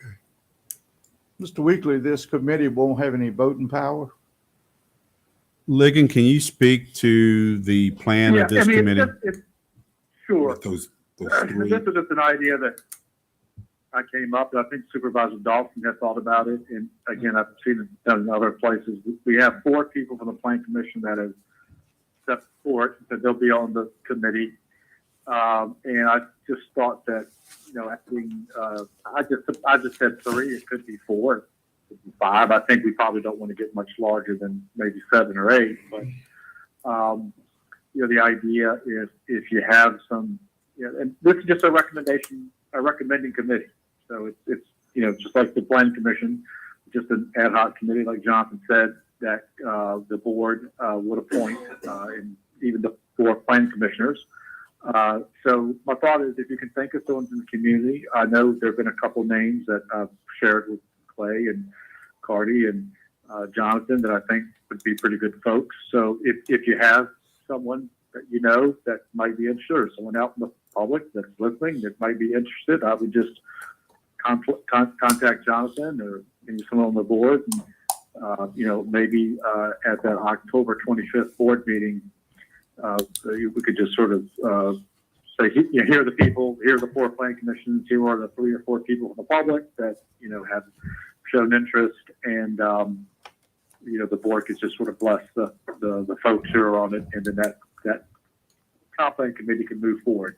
You know, and again, we'll be meeting. I don't want it to be you maybe once a month sort of thing, not a, every other week or something like that, but we'll try to keep the meetings, precise and efficient, and, where we're not, where we have a specific agenda, get these things done, and then, present things back to the planning commission, to the board as work continues. To answer your question, no voting power other than to recommend. Thank you. Yeah, and for clarification. Just to recommend, and that's right. And for clarification, the entire board has not yet to agree to this, so that has to be dealt with. And I would just add to that, Supervisor Yao. I mean, the intention is to have this as a discussion item at the board meeting next Tuesday. The board can do as they wish. However, if there's discussion of persons you wish to have on here, the board would have another opportunity. If they do not act on Tuesday, they could look to act at the joint meeting on the 2nd, which would give time to prepare for the kickoff meeting on November the 10th. So again, that's the board's discretion, but there's a kind of some timetables that would give the board the opportunity to act based on any recommendations and feedbacks from the planning commission. So I did have one additional item, if there's no further discussion, Mr. Chairman, on item 5. Okay. Megan has informed, and I gave you all his email from earlier in that one of the things you may have noticed is that there wasn't any preview or mentioning of upcoming public hearings in December, specifically for solar. Ligon has spoken with the applicants at this time. Past they had withdrew the application, but for this current discussion, he does not anticipate an application actually coming forward for the solar proposal and doesn't plan it to be on a future agenda. So that's communication that our planner and the property owners have had. Okay. So at this time, that's not anticipated at all right now then? That is my understanding. Mr. Webb, do you have anything further to add about the solar? Yeah, we don't have an application. We don't anticipate one coming. Yeah. So, right now, Exactly right. there's nothing, I'll just put it that we don't put an application. I don't think one's coming. So, at this point, if there is one, we'll have a couple of work sessions and talk it through like we had before. I mean, again, that's another one that we've been talking about for a year and a half. I don't have an application, and my discussions, one will not be coming, but, we'll keep you informed if some reason that changes, but that's with any land use application. But this one, I don't believe we're going to have anything. Thank you. All right, do we have any other business? Mr. Chairman, I make a motion to adjourn. You need to open it up for public comment one last time. Any further public comment? Okay, motion's been made. Do we have a second? Second. Moved and seconded. All in favor, say aye. Aye. Aye. All opposed? Thank you. This conference is no longer being recorded. And we still have more than an hour and a half of the day left.